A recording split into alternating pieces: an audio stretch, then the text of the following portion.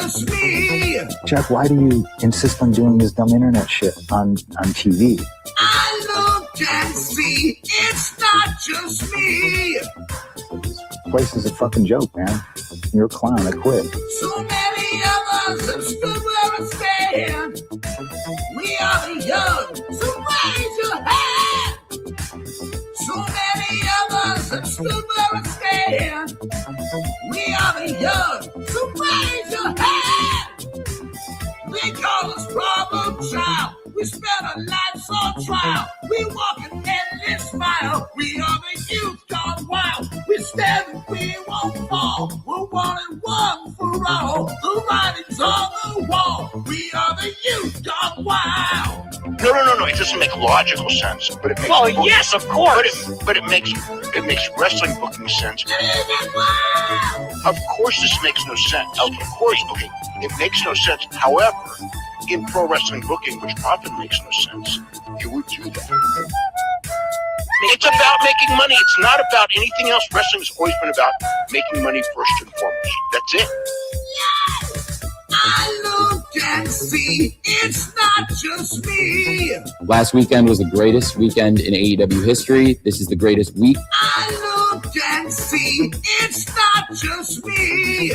Security, my safety, my life was in danger at a wrestling show. So many of us have stood where we stand. We are the young, so raise your hand. So many of us have stood where we stand. We are the young, so raise your hand. They call us problem child. We spend our lives on trial. We walk an endless mile. We are the youth gone wild. We stand and we won't fall. We're one and one for all. The writing's on the wall. We are the youth gone wild. They call us problem child. We spend our lives on trial. We walk an endless mile. We are the youth gone wild. We stand and we won't fall. We're one and one for all. The writing's on the wall. We are the youth gone wild. Living wild. Yay! If you're familiar with how we do things often here on these Wednesdays, it's a lot like one of my favorite movies, Time Cop. What? Fuck you. Fuck you. Yeah! Yay! There's an epidemic affecting thousands of young Canadians, a condition scientists are calling the munchies. I'm World Wrestling Federation superstar Chris Jericho, and I've joined forces with Taco Bell to fight this hunger. You can join our tag team. By making a donation of only $3.99, you'll receive 3 Taco Supremes and a drink. Act now, and together we can help young people like Todd pummel the munchies. Why not buy this official WWF poster only at Taco Bell?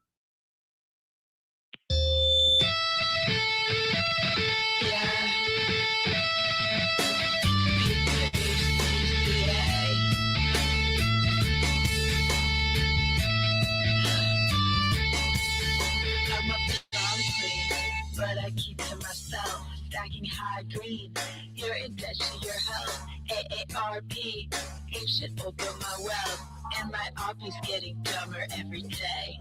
Ha! Up in the gym, but I never need a witness. Tonic and gym, when I work it on my business. I'm Becca, I'm God, I'm making wish you hot rod. I'm Becca, I'm God, I'm making wish you had this hot rod. I'm Becca, I'm God, I'm making wish you had this hot rod. I'm Becca, I'm God, I'm making wish you had this hot rod. All natural, better give her her scent. They say Blondie, how you getting those abs? Hey Bobby, let me call you a cab, long legs. I'm a woman, stem my eggs. Fertile, healthy, and stem my traits. Flowing free like the Thames, and my haters getting madder every day. Ha! I'm Becca, I'm God, I'm making wish you had this hot rod. I'm Becca, I'm God, I'll make you wish you had this hot bad. On Becca, oh God. I'll make you wish you had this hot bad. On Becca, on God. I'll make you wish you had this hot bad. On God.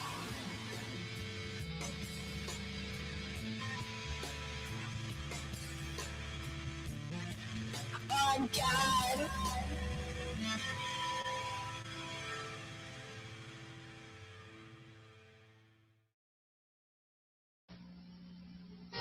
Get a Life is brought to you by Foot Locker, America's most complete athletic footwear store where it all begins. In trying to make an artistic statement, one should be careful not to let one's personal aroma do the talking. In order not to offend the critics, I recommend Right Guard Sports Stick. It provides maximum protection and the freshest scents, a sublime palette of odoriferous emanations. After all, a true artiste should be remembered for his inspiration, not his perspiration. Right Guard Sports Stick. Anything less would be uncivilized.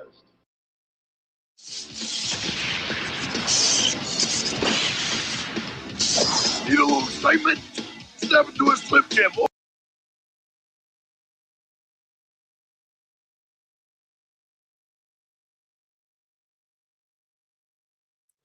Ooh, what's up, everybody? Welcome to another eclectic edition of PWT Live Show.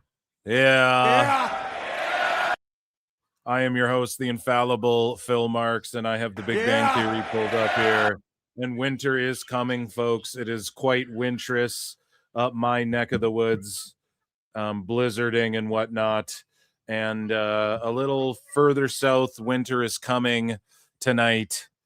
With AEW Dynamite, which we're going to be watching. We are also going to be getting into a little Dave Meltzer, a little taste, a little daddy magic taste of what I would typically save for Dave Meltzer Dumb Moment of the Week show. We're going to talk about tonight because it pertains to AEW news.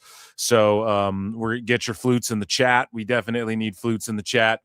And we're going to talk about Dax Harwood, Matt Hardy, Dave Meltzer. We also have some miscellaneous news, some TNA news, some pressing TNA news. We have just a bunch of, and then WWE news. The Royal Rumble queue was fucking insane. Just going to talk about a little bit of NXT and what's been going on in the WWE world and all of the good wrestling stuff since we hooked up on Saturday, folks. And some of Monday. If you guys didn't catch Monday, remember Monday was just a full-blown sicko segment for like 2 hours of straight sickos from the last 3 weeks. It was on the member show, so I'm going to refrain clipping that for a little bit, just, so members go and watch that. Make sure you, or patrons as well, patreon.com/ProWrestleTimes. Hit the like button. You can super chat or become a member for only 99 cents on YouTube. I do a bonus show weekly every Monday, okay? And if I don't do it Monday, I just do it another day, but I typically hit every Monday. So consider doing that support, or you can gift a membership. And those are my plugs right now. Check out the Patreon. Okay, I have a couple Botchamania reaction watch-alongs, the original OG Botchamanias. We've uncovered them all, and a lot of them are just nuked off the internet. I know the current ones, Matthew has figured out how to, a lot of them still get sniped, but he figured out how to do it without getting them all sniped or whatever.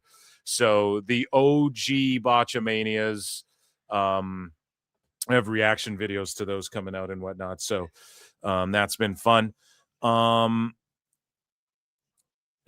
cents Canadian. That's right. So chat, round of applause for you all. Welcome. This is going to be a fun show. I can't wait. We're not overloaded with anything too much either with this night, in this other tab over, I am also on Tony Khan Walter. Tony Khan might go live before winter is coming. My fingers are crossed. I'm hoping that I do. And yeah, let's see here. And I'm bookmarking something on the fly that I just saw that we'll get into as well. So that's awesome. So I'm hoping he does, rather, not that I do. I'm hoping he does. I'm hoping he goes live before winter is coming, because we could get a good LOL video out of that. But if not, it's all good. So ladies and gentlemen, without further ado, make sure you guys vote in the poll in the chat as well, or tell me in the comments below if you're watching this on replay, like, who's more annoying, Dave Meltzer, Matt Hardy, or Dax Harwood lately, or just in general? Who would be more annoying? Because a lot of people do think Matt Hardy is kind of annoying himself sometimes, or maybe his wife or whatever. So maybe I should have put her name too. No, she hasn't jumped in on this, but I'm sure she will. But either way, yeah. So let's get into, make sure you guys vote in the poll. Make sure you guys comment down below. And let's get into this whole shenanigans. Do I want to talk about... God, I've missed you guys. Okay, Tony hasn't gone live. Tone hasn't. Someone on Tony, wow, so let me know if he does, okay, if I'm not paying attention to it. But for now, do we want to look at the Winter is Coming card quickly first? Maybe we should do that. So we can just quickly jump over. No. And yeah, so there's over 100 of you guys in chat, so make sure you're running the likes up. Brilliant. Already we're crushing. So we'll start from the bottom and work our way to the top. So Kyle Fletcher versus Speedball Mike Bailey in the Continental Classic in the Gold League.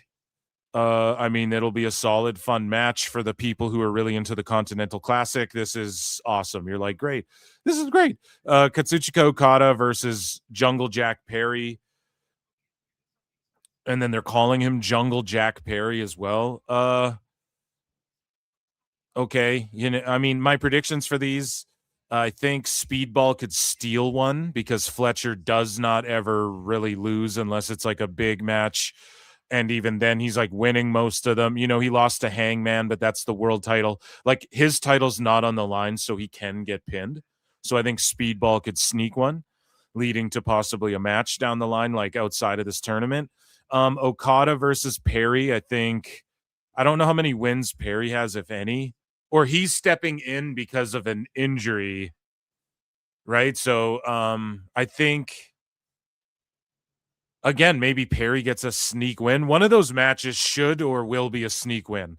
And then you have the Ops taking on Hangman and Swerve. And again, like, you had Sapp and some other people. Maybe I shouldn't single out just Sapp, but a bunch of people were like, oh, we've already seen Brock Roman 100 times. Guys, let me tell you something. In 6 years, once a year, we see the Elite get back together, Swerve and Hangman fight or / team up or kind of fighting by proxy of, and then Samoa Joe and MJF, who I can only assume, like, you know, Eddie Kingston's here to just take an L, and then MJF will come back for his Dynamite Diamond Ring and get a shot at the title, or come after whoever has the Dynamite. Like, obviously MJF's getting ready to come back for his yearly, I'm done doing other shit, so I'll come here for a little while and you guys can give me the title or whatever. And I could even see him debuting at the end of this show, because Tony Khan wants to make Winter is Coming something memorable, you know? So again, man, this, like, Swerve and Hangman, are they going to fight? They hate each other. Are they going to burn their houses down? All this shit. Like, once a year, we see them fucking interact. It seems like, since Swerve's been in the company. And like, I get it, they are rivals, but the whole thing with AEW, part of the hype of AEW, or at least what people pitch you on, everyone's like, oh, this guy versus this guy, this guy versus this guy, this guy. We've roasted it. Like, I've stopped roasting it, because I used to say this all the time on this show, but it's like, you know, Joe shows up in AEW, everyone's like, Joe versus Omega, Joe versus Danielson, Joe versus Zack Sabre, Joe versus Will Ospreay, Joe versus... They were even naming people who, like, weren't in AEW yet, or at the time and shit. Like, a lot of sickos were doing shit like that. And And yeah, like you don't at the same time though, you don't get a lot of that in AEW. There's been so many matches where they've been done once and it's like on Dynamite and they could have like built to something greater with that. I don't know. I'm not trying to bury everything, but again, Swerve Hangman, I don't want to see them interacting. I don't want to see Joe and MJF feud again. I'm sorry, I don't. I really fucking don't. So call me a hater all you want. I just don't. And I don't want to see Yuta and Garcia together. They're not on this card. Thank fuck. The Continental Classic. I mean, Claudio, they're really... So he won the CMLL heavyweight title, and then he got the win over Mox. And Danielson put it over on commentary like, yo, Mox, I couldn't beat Mox. That's why I was never the leader of the Bumba Clock clan, you know? So Claudio actually beat Mox. And, like, that's really good. That's a good rub for him as well in this tournament. So maybe we're getting to like Claudio break off from that shit singles run. I mean, him versus Joe would be cool. Claudio versus fucking Lashley would be cool. I thought Claudio would be like a world heavyweight title contender. Like early on when he came in, he's the guy everybody's like, man, if they gave Cesaro a chance, if they just gave him a chance, he could be world champion. They're not pushing him in WWE. Comes in AEW and it's more or less the same. You're like you're just like on TV more because you're with Moxley. But now it seems like he's kind of getting that. Okay. I'm all for that. I'm not even mad at like Kingston versus Joe on the mic, cooking each other back and forth. Like this is just like a match for Joe to win. You know what I mean? And Kingston will like put up a fight, but it's not going to get, it won't get goofy. I've promised you guys this whole time, Joe won't get overly goofy with these motherfuckers, okay?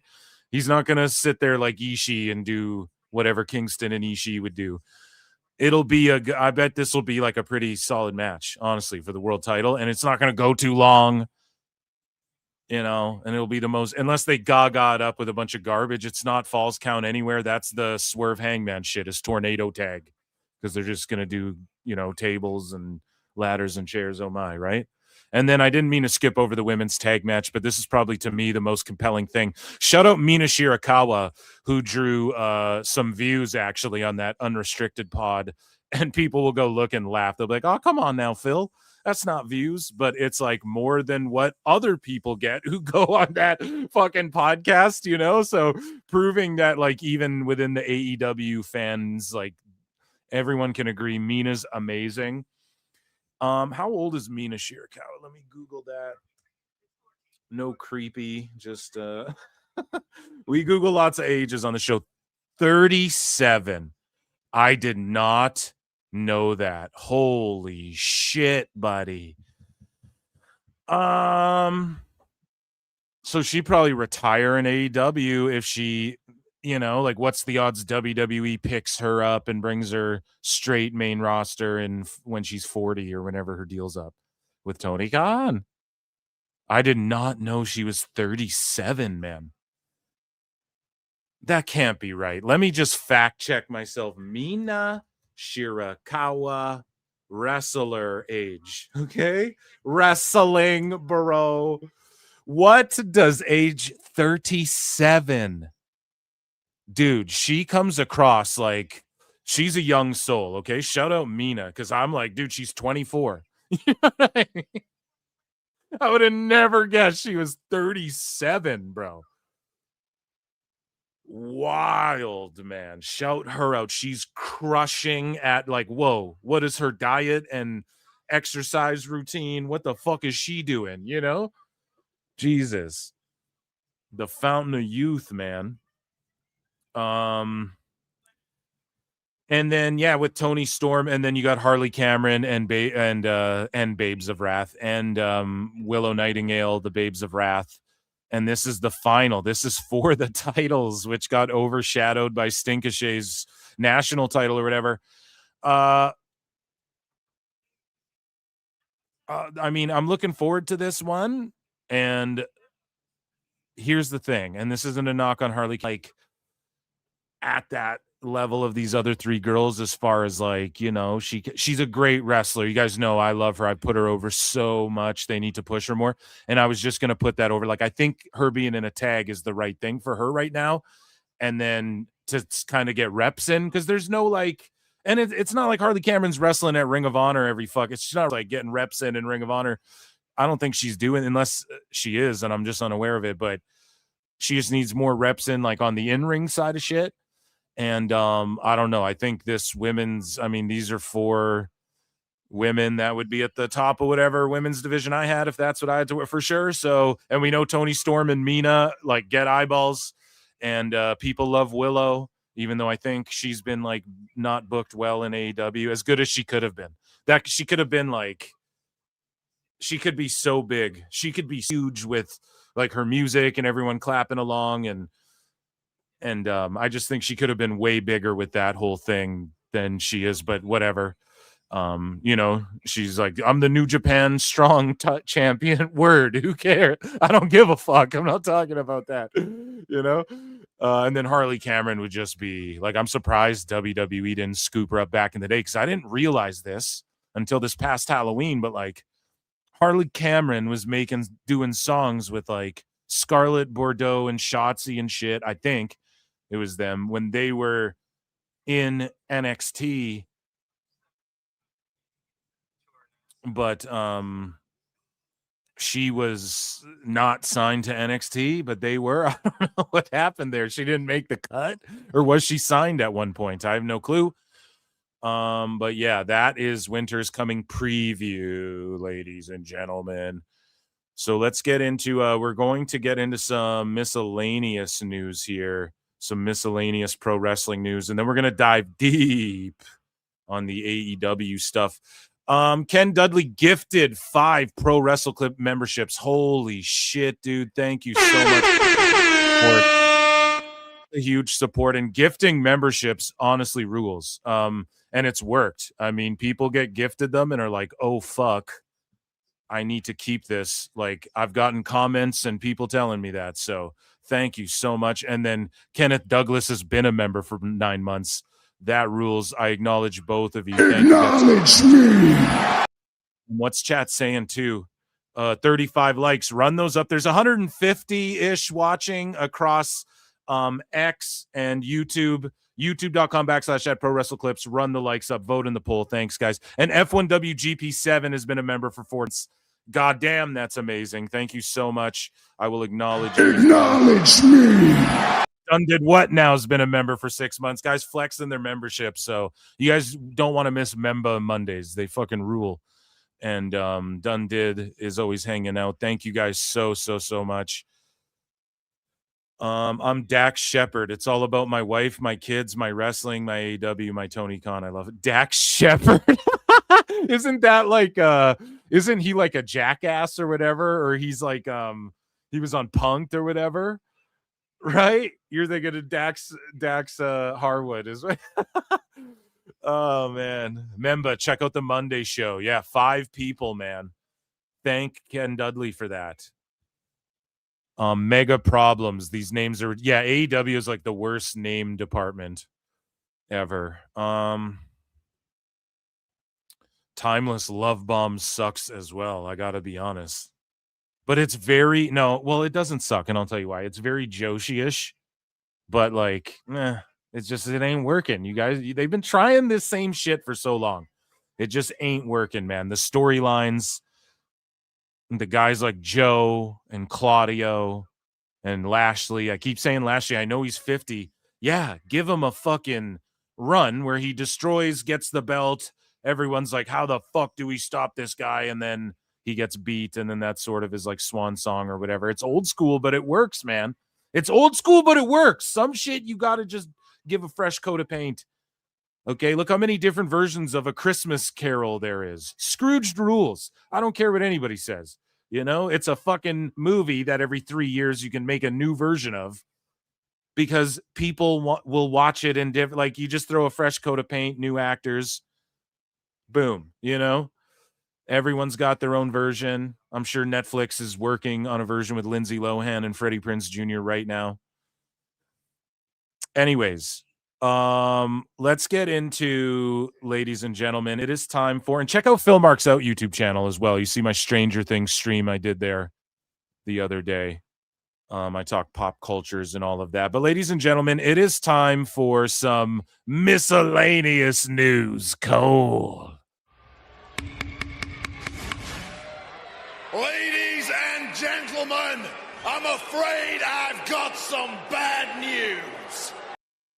So the Great Khali has been announced for a return to the ring to face Parker Boudreaux for CWE. I mean, that's crazy. And here's the thing, man. It's nuts that he's even getting in the ring at this point, although he has been seen like working out hard and all this shit. Parker Boudreaux is this guy who I think he played in the NFL a little bit. He was in AEW for a cup of coffee. And a lot of people are super high on this guy. Jeff Jarrett, a bunch of people are high on this dude. And he's awesome. And some people are calling him like he could be the next Brock Lesnar. He has that type of look. He's an awesome dude, but he's not like the best wrestler. But he has this imposing, menacing, like there's something about it. He's got like the babyface assassin thing about him, like a young Josh Barnett thing about him. Although I don't think he can like shoot fight like that, but he knows like all these famous rappers, dude. If you look at his Instagram, and he's like a name that people are backing, and like he gets the big match against Great Khali. I'm sure. Well, hopefully for him, that comes with a good payday. You know what I mean? Interesting that it's Parker Boudreaux. And I'm like, how did he get that match? Shout him out, though. No hate, all love, and crazy that Great Khali's coming back. Like, that will make headlines, That'll be the front page of whatever India newspaper, Ezekiel, speaking of the old school, man, Ezekiel Jackson moving around and training in the ring. Look at this shit. He's coming back. 47 years old, 300 pounds. Ole. There will be no stopping. It's when you go harder than somebody, man. Look at this shit. I mean, he's not particularly hitting the ropes with crazy speed, but you can't tell me he can't make a couple bucks, especially how everybody loves nostalgia. You can't tell me that he can't make a few bucks, getting back in there. Getting back in there once or twice, So history was made tonight. Pro Wrestling's journey with the 3 most marketable. Richard Holiday. Shout out Richard Holiday. He's awesome. He's a throwback. He's doing his thing on the indies, man. And look at that title, that beautiful world title. I don't think it's a world title, actually. It is a Midwest heavyweight title, but a heavyweight title, no less. And yeah, NWA Exodus Pro Wrestling's 3-year anniversary show is coming up. And it's on, or it happened. It's on their YouTube channel. So check that out. Speaking of like other feds, Noah, affiliated with WWE, but still doing their own thing. The Good Brothers, they showed up. Machine Gun Carl Anderson and the Big LG Luke Gallows made their presence known in the Noah ring tonight. Let's take a look. Smile. Whoa! What's this? Oh, hold on! Blindsided by the Good Brothers. What? What on earth is happening here tonight?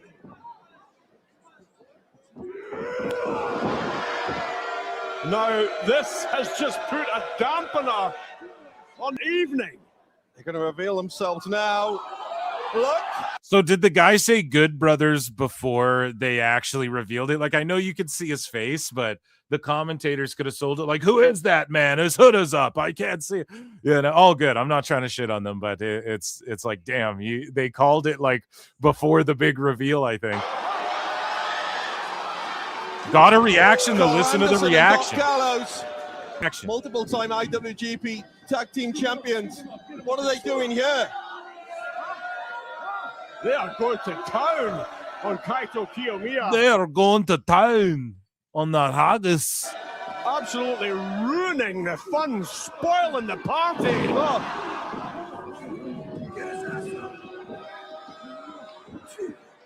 Oh dear Lord, this is just hellish. This is after 3 matches, including one being 60 minutes long.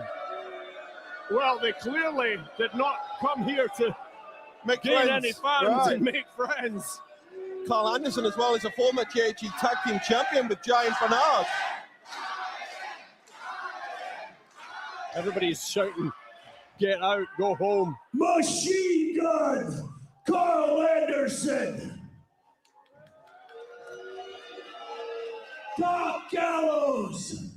Good Brothers Japan. It's Okay, you got Bon. Okay, the big LG. I'm a Good Brothers fan, and yeah, this is good for them. And they were hating on WWE a little bit, which is totally fine. That's their prerogative. And yeah, it's cool to see them. Like maybe they can help get some WWE guys, young guys, ready for NXT and shit. Like I would like to see them versus Hank and Tank. You know, let's see if that would happen. That would be good for Hank and Tank or whatever. So I'm all for that. Let's move along here. So the key story for miscellaneous news here today is Priscilla Kelly, FKA Gigi Dolan. She's, been doing the stink face spot, went a little viral, and before she came to WWE, she was also known for going viral for pulling a tampon out and like shoving it in someone's face or whatever. And so she's, I don't want to say like going back. Well, she is. That's what she's doing. I mean, I'm trying to give her the benefit of that was what she's doing. She's going back to like doing this like overly sexualized stuff. And maybe that was always her plan. Maybe she was doing this. You just don't know Priscilla Kelly, bro. Okay.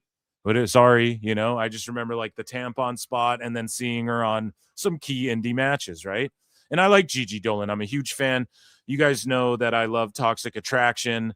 I thought Gigi was going to go further than JC Jane was, personally. I thought that she could have did more, and I was shocked when they released her from WWE, but she's doing these like real sexualized, these, I don't know, obviously it's to try and go viral, and I don't know if she's leaning into what made her viral before. I don't know if that's the play or if she's just expressing herself honestly in the ring, man. Could be that too. But here, oh, come on now, Phil. Here is her with Effie. And this is a crazy spot that Fadeaway Media here says Booker T would have passed out on commentary. Funny he thinks of Booker. I don't know. This is a tough match for commentary. This was at GCW. I have to really focus in here on the analytical points. What's happening now, Brett? Right. How do you call this? This is high impact offense. All right. My word. And so, yeah. And then like a bunch of people were like, that's not Zachary Wentz and shit. And it's like, yeah, it's Effie. They're friends. He's gay. He probably went and threw up after. No. But jokes aside, right? And Effie's, say what you will, he's fucking doing his thing on the indies. Like he's making a fucking killing doing his own thing and doing it his way. So you got to give him props for that. And but yeah, so she humped his face and then she did this. Okay. That I think more people think is even more egregious. So Effie last night, Vipress tonight, no rest for Hell's favorite. And so she goes to shake hands with Vipress.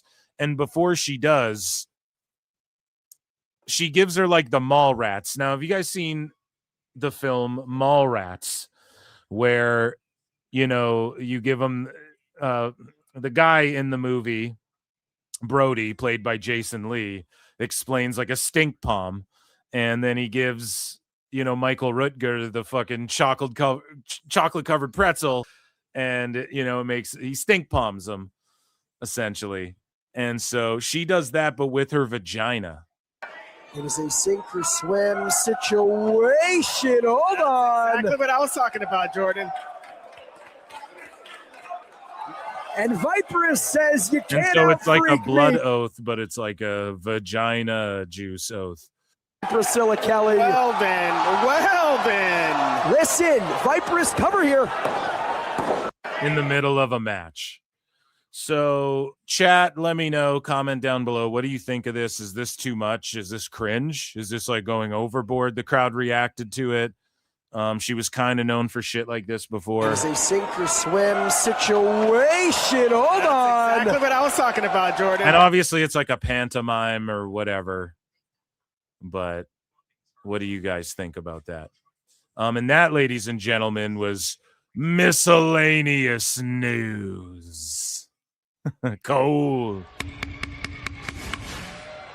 Ladies and gentlemen, I'm afraid I've got some bad news. So joining me on the show, JJ Alexander of the Full Circle Radio Network and DPW. JJ, would you book indies and have worked indies? What do you think about that spot? And do you know Priscilla Kelly? And are you okay with that shit? I've never dealt with personally Priscilla, Queen of the Trash Bags, but I would never book her. Oh, Queen of the Trash. Oh, come on. That's not very That's fair. what my business partner, Shell, that's been her nickname for her ever since she did the tampon spot years ago. Okay. Priscilla, Queen of the Trash Bags. Oh, man. So, no, fuck that noise. You don't like that? You don't Hell like her no. over-sexualization? No, there's over-sexualization, but she's trying to be like a female Gigi Allen so freaking badly, and it's just super cringe because she it's just so forceful. Like everyone's like, oh, I gotta do something disgusting to be punk rock. No, fuck you. No, you don't. Someone in chat said, Paul Carpenter said, oh, yay, feminism. Imagine a guy grabbing his dick and then doing that. Well, Joey Ryan did that for fucking 10 years and made money. Joey Ryan ripped it off from Sexy Eddie from Interspecies Wrestling. Eddie originated that fucking move and did it 10 times fucking better. And Joey Ryan admitted he stole it from Sexy Eddie years later. Interspecies Wrestling? What is that, like furries or something? No, that's our sister company. When you met Ed Wood the other day, that's the other company, the one that runs up in Canada. I'm joking over here. I'm busting your ball. Dude. Yeah, so ladies and gentlemen, it is time we're gonna get into some TNA news. Okay. So let me check this out here. We're going to head over to TNA News, ladies and germs. Make sure you're hitting like, make sure you're hitting subscribe as well. So, oh yeah, I need to play my drum here with little aces and eights and a little Canadian banjo for you. It is time for TNA News. So Matt Hardy says that he wants TNA to focus on story more than 5-star matches. I think, what TNA gets accused of a little bit is being very WWE-ish at times, and but maybe not in the story department, but like the over-the-top characters sometimes and whatnot. And they do focus on having like banger matches. But I think that this criticism would be more effective like a couple years ago or a few years ago or, before the rebrand. I don't think they do that too much. I think they do it as much as like NXT. What do you think? Yeah, I think they it's weird because TNA they're still finding their footing again on stories because they really went overboard with some really cringe stuff during the pandemic, and I think they're still recovering from that 4 years later. Like I was never a fan of like all the Wrestle House stuff they did and all that stuff. Like I couldn't get into it. I tried. I just couldn't get into it. Well, he has criticisms across the board for people. We'll get into more later in the AEW news portion of things. But Myra actually working in TNA without a contract. There you go. This according to Fightful, they typically are spot on with the TNA contract stuff. However, he has been in discussions about a possible deal. Sign him. Or NXT. Yes. Sign this motherfucker. I want to see all 4 rascals together for a while. Like I want to see them play out. You can get different combinations of the 2.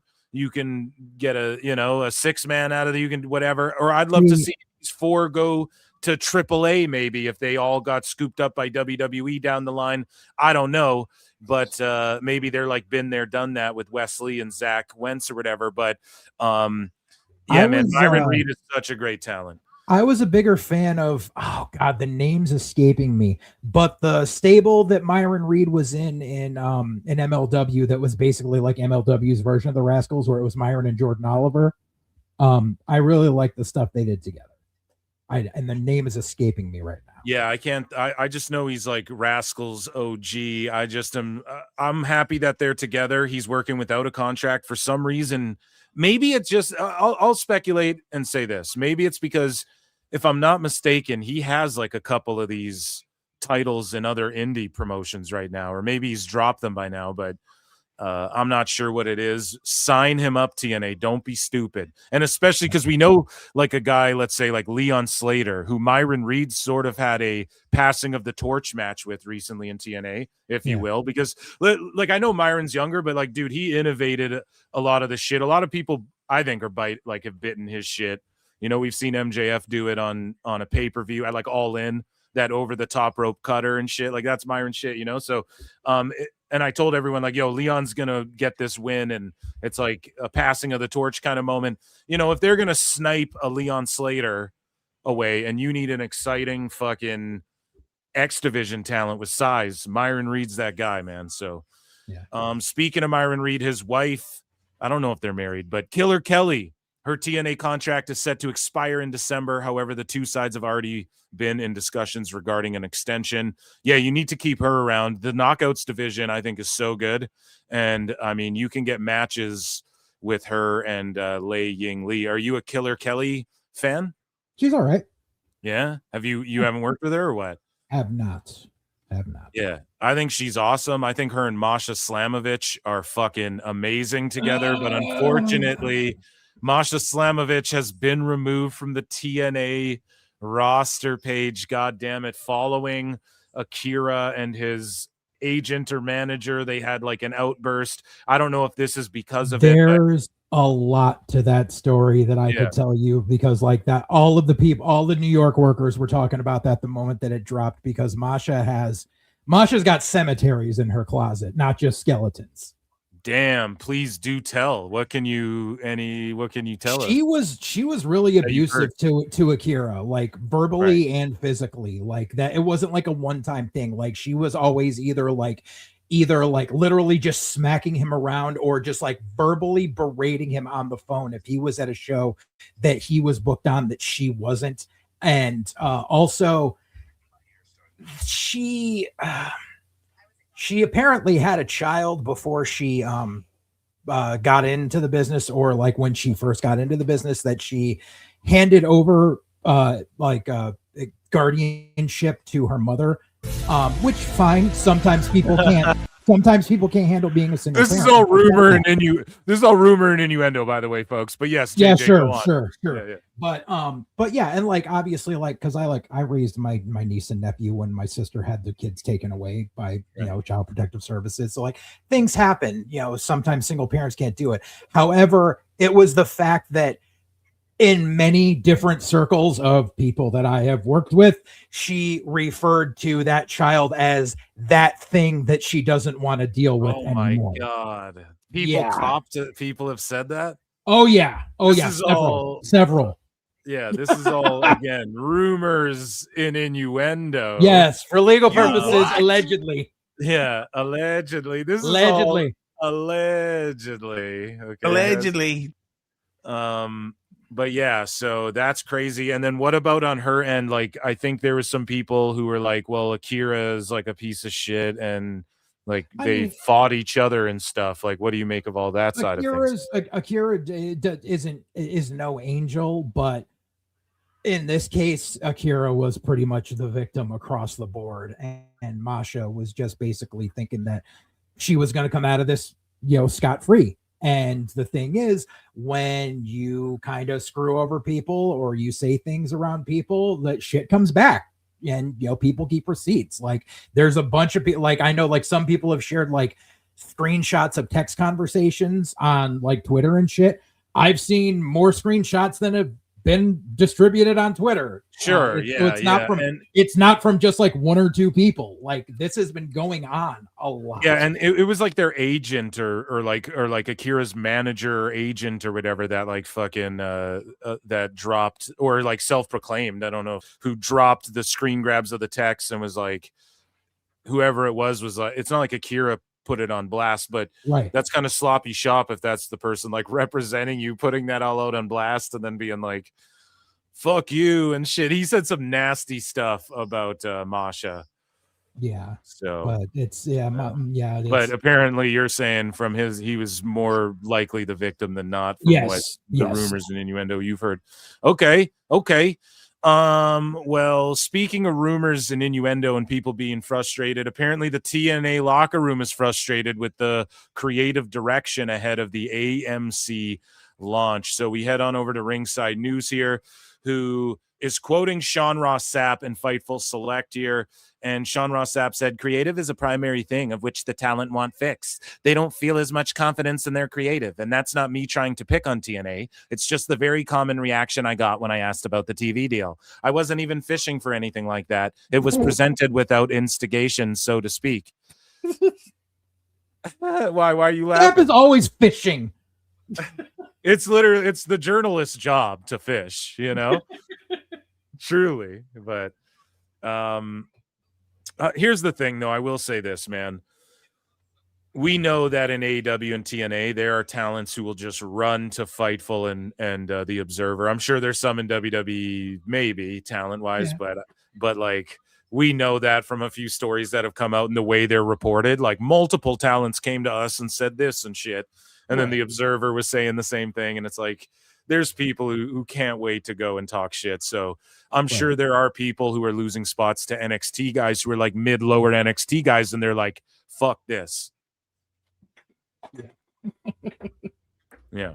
So moving along here, speaking of people saying fuck this, and NXT talent, I don't know what the fuck this has to do, but the lineups for both Team TNA and Team NXT have been confirmed. So this is like the big payoff, I guess, on TNA side is like, okay, NXT got the invasion. On our side, we're going to have Steel Cage War, Team TNA versus NXT, but the NXT guys are like mid-lower. Right. This is like the WWE invasion. Yeah. Like, you know how it was like mid-lower WCW guys and shit? Right. It's like that. You sent that crew over for this match, and it's crazy because it's Santana, the Hardys, Macklin, and Cardona, and they're taking on Tyson, Tyrene, Brooks. Out the mud. Yeah, OTM. Yep. Okay, so that is OTM. And then Brooks, Jensen, Stax, and hold on. Wasn't OTM like released, or were they injured or something? And I'm wrong about that. I think one of them was hurt, and it was Scripps that got released. So they were just kind of. Oh, and Scripps managed them. That's right. So they didn't all get released at the. Okay. And shout out Scripps. I'm a big fan of that guy. And they decided to just push Miss Parker without them. Yeah. Right. Oh, that's exactly it. Okay. So Lexus King as well. So I mean, Lexus, good for him being in this position, I guess. Like, I like Lexus King. I was a fan of him in AEW. I'm a fan of him in NXT. Although, like, I saw you were heated about his booking. Yeah, because he's severely NXT. damaged goods because Sean has this like freaking vendetta against him for some reason. Why do you think that? Because I think he just thinks that because his dad was Pillman, that means like he's like Canadian by association or some shit like that. I can't like say that I know the inner workings of Shawn Michaels' mind, but I do know that when he doesn't like someone, he treats them like shit on TV. And Lexus King has been treated like shit since he first showed up. Like, dude was cutting gangbusters freaking vignettes when he first came out. And he became a joke in a matter of weeks. And like, even like when they gave him like this 2 little runs with the freaking stupid UK trophy bullshit, like he didn't even win that clean. And when he had it, it was a freaking joke. Like, I hate seeing how he's been treated since coming to NXT. Like, I thought he had a bright future, and then he was just saddled with awfulness after awfulness. And there's nothing more he can learn down there. He knows how to work a TV style. He can cut a promo. Just let him go to SmackDown. Just let Fitz handle him. Do you think that it's because his in-ring capability isn't like quite up to snuff as far as like a Ricky Saints or an Ethan Page or something, and that's why they're No, because he's serviceable in the ring, and you don't have to be a 5-star general to get out of the PC. Right. What you need to do is have that combination of serviceable in the ring, marketability, and being able to expound your character and cut a promo. He can do all that, no matter the bullshit that Sean saddles with him. Because remember, like he came out the gate like, I'm Pillman Jr., but I don't want to be known as Pillman Jr. and I don't want to be on my dad's shoulder. And it was this great freaking character. And then within a matter of a few weeks, it was, I'm a throwback who likes 80s hair metal who's gonna feud with DJ Eddie Thorpe over rock versus EDM. And it was like the most 80s fucking AWA story I've ever seen. And it was terrible. So what do you think of Brooks Jensen being on there, the son of Bull Buchanan? And he was supposed to be, I heard that he was supposed to be in the Blondes thing in AEW, but then he got scooped up by NXT. But pretty much he could have went and did like what Lexis King was doing in AEW. It would have been Brooks and Griff. I guess, like, yeah. And then he ended up going to NXT, and he's been sort of like, right. He was in a tag team, and now he's just sort of like mid-lower, and I think people saw more than that in him. What do you make of that? Brooks is a second generation guy who, like, he's not a bad worker. He just there's no sizzle. What do you call it? There's sizzle, there's no steak. Like, he's been down at the PC for God knows how long now, and it's just like kind of the same. He's kind of in the same boat as his dad was. Like, you're there, you're serviceable, but you're not going to be money in the long run. Damn. So, and then on the TNA side, yeah, but you're right though. But in the on the TNA side, you got the former heavyweight champ, the former international champ. You got fucking Matt Cardona. You got Jeff Hart, the tag champs. Like, this is like their top guys. Like, we want to tune in and see some of these guys, and they're in this cage match. If this team TNA doesn't beat these guys, holy fuck, like that would be such a slap in the face to TNA fans and just in general, the booking in general. Santana, I think they're not keeping the title on him because he's bulking up so heavily. Like, he's getting ready to go to WWE. I mean, it's pretty obvious here. So, so I missed the last couple of weeks of TNA. Did Santana get the belt back from Frankie already? No, he doesn't have the belt. It's still Frankie. So I don't know if Santana's going to WWE that quick. I think they're giving him the chase for the title versus the KG veteran of Frankie Kazarian. As much as they say this is the big blow off, it's not going to be, because with freaking Dax holding one of the TNA belts, this is going to keep going further past this. Right. Speaking of going further past this, and the first TNA Impact Thursday night on AMC, going past this new year on the 15th, we're going live, but Lance Storm doesn't know if they are going to go live past that. So Lance Storm says, I didn't get anything pinned down other than it won't be every week live. I suspect long-term, it'll greatly depend on if the tape shows do as well as the live shows. Now, that's where the spoilers come in. That's where they kicked that fan out, because they were like, oh, shit, at our live, nothing can get out. You know what I mean?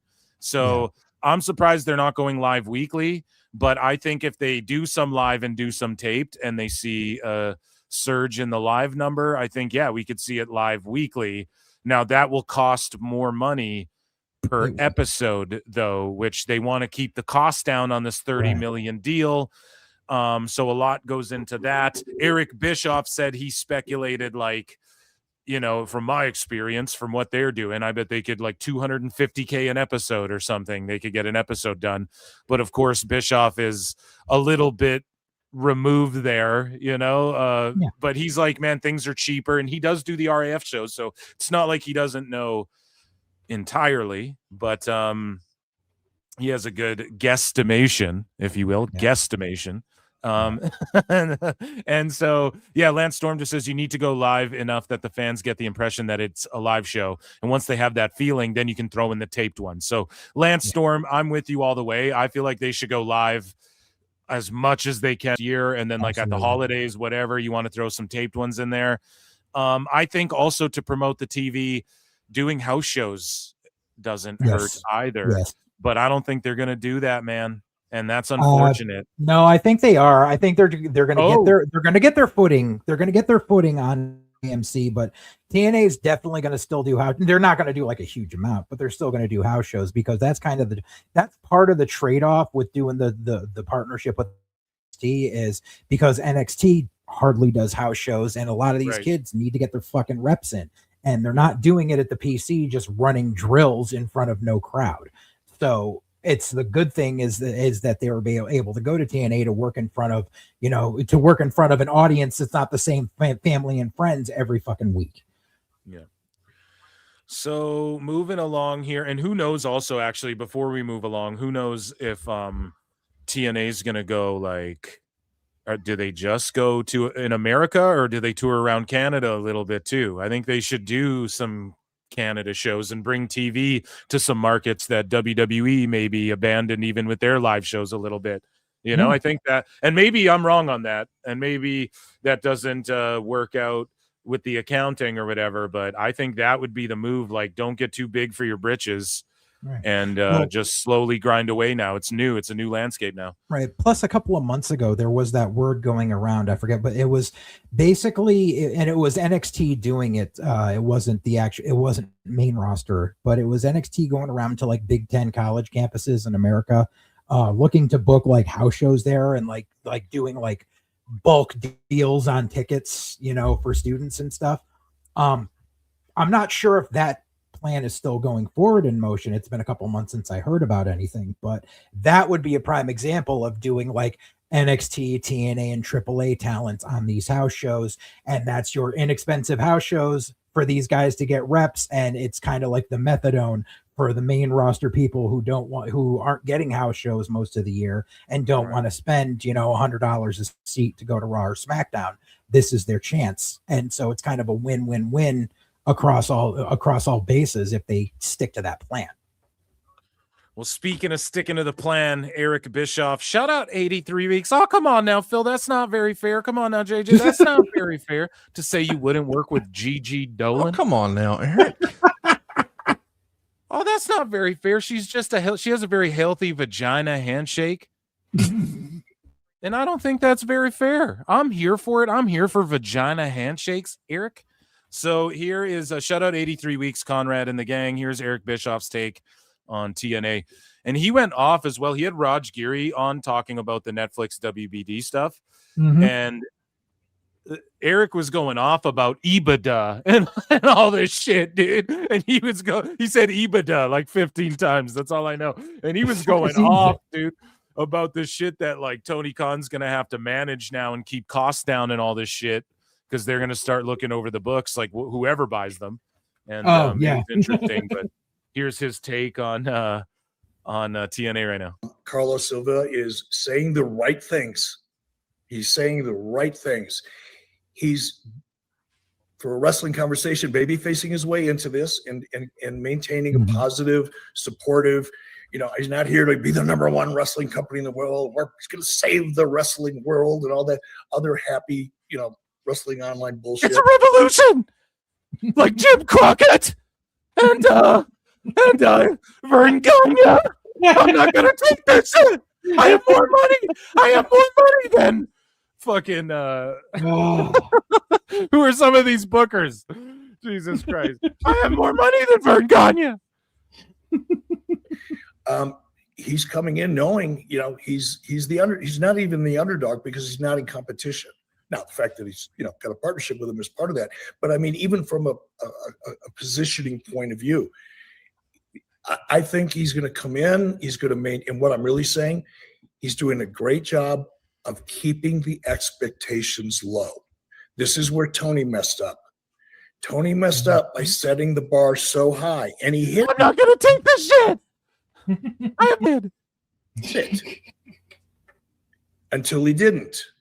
And then the audience is disappointed immediately. Whereas if you manage, and that's an art form too, is managing the audience's expectation while you're continuing to grow it. Don't overpromise and underdeliver. Promise and make sure you overdeliver, and do it incrementally over time. Don't try to do it in 6 months or 1 year or one night, right? Make the little adjustments, find out how and why, as we talked about with using, the roster that they currently have to tweak the demos up where they need them to be. That's how you produce television. That's different than putting together matches that, you or your existing fan base even really want to look forward to or see. Yeah, you have to do that, but that's not how you grow your business. Damn. So how much of that applies to the fuck? Because a lot of people are like, well, why does this business shit matter? Well, because they're on TV and he calls himself a challenger brand. So that's why it matters when Tony Khan's talking that shit. Carlos Silva's like, nah, we're just doing our thing. And he says great a lot too. It's great. And we're just doing our thing. And it's really great. And, we're doing a great thing here. And we're going to take this thing as far as we can. And it's great. So like, I think that's why, he's like willing to partner with WWE, and it's not even like, oh, we're the challenger brand and they're bald-headed assholes. Like, he's not doing all that, whereas Tony Khan did all that. And I think that's, and also you're on TV, like you're a TV wrestling company. You got to make sure you're making money and shit. That's the whole name of the game, or else just do this in your backyard. Like, just pay these guys to wrestle in your backyard and put it on YouTube. Then, like, if you don't care about that aspect and you're just a rich guy, eccentric guy who loves pro wrestling, right? That's my take on it. How much of this applies to the indies and how much of this is just like television jargon? It way more applies than you would think. Like, that's the reason a lot of indies fucking fail, is because they don't look at it like a business. And that was my crash course, 20 years ago when I first got in, when I would sit there and have the ear of my mentor and be like, oh, we should do this match and we should do this match. And he was just like, yeah, number one, who's going to pay for it? Number two, who's going to pay to come see it? And then it was a snowball effect from there of learning about, learning about marketing your product and getting word out and not trying to start a war with everyone. It was especially on the indies, depending on what area of the country you're in, there could be, 4 other indies running in your town, let alone like your county, your state, whatever. And it's a matter of being copacetic is a lot easier than being at each other's throats. That's, back when I was, back when we were booking on a regular, I would always try to make sure that a date that we booked wouldn't be coinciding with any of the other companies. Like, even like, we're in Connecticut, and, if there were companies running in Western Mass that day, I'd be like, let's hold off. Let's figure out another day. Just because we don't want, it's, if it's a 30 to 35 minute drive difference, like, we don't want to split that among people. And especially like, if one of these companies, a lot of us use the same workers, so we don't want to make them have to choose or make them have to try to do a double shot in the day. It's easier, it's easier if you look at it from a business acumen. And most of these guys just, they get a tax refund check and they think they're going to be the next big promoter, and then they lose their ass, and then they don't run again until a year tax refund. Right. You guys need to check out Full Circle Radio Network on YouTube. And me and JJ were watching his old fed DPW. Well, you guys are still active, right? So yes and no. So the stuff you were watching was my boss's company. That was Defiant Pro Wrestling. Defiant Pro Wrestling. Right. We were watching. We were jock-tobering it. We were like making fun of it. JJ's and we were also putting some of it over. JJ's doing commentary and shit. It's hilarious. Yeah. And you guys need to go and check that out. We watched this old wrestling, and there's like multiple ECW legends. Mercedes Monet's old ex-husband who makes ring gear was your fucking cruiserweight champion that time, and there's just so much good shit. You guys need to check that out. And so, how does it exist today? Like, it's so what happened was after my boss died, I took a year and change off from the business just because I don't want to deal with it, and then I started working for another company in Massachusetts, and I started helping them book. And then, like, after working there for a few years, I was just like, why am I doing all this booking for this guy and not reaping the benefits? And that was when Wood approached me and was just like, if you want to start doing your own stuff, like I will gladly help you out with that. So that was when I got together with, the other people that I worked with before. And we decided that we were going to form our own company. And out of respect, we didn't want to use the same name, but I wanted to use the same initials. So that was why we became Dissension Pro Wrestling.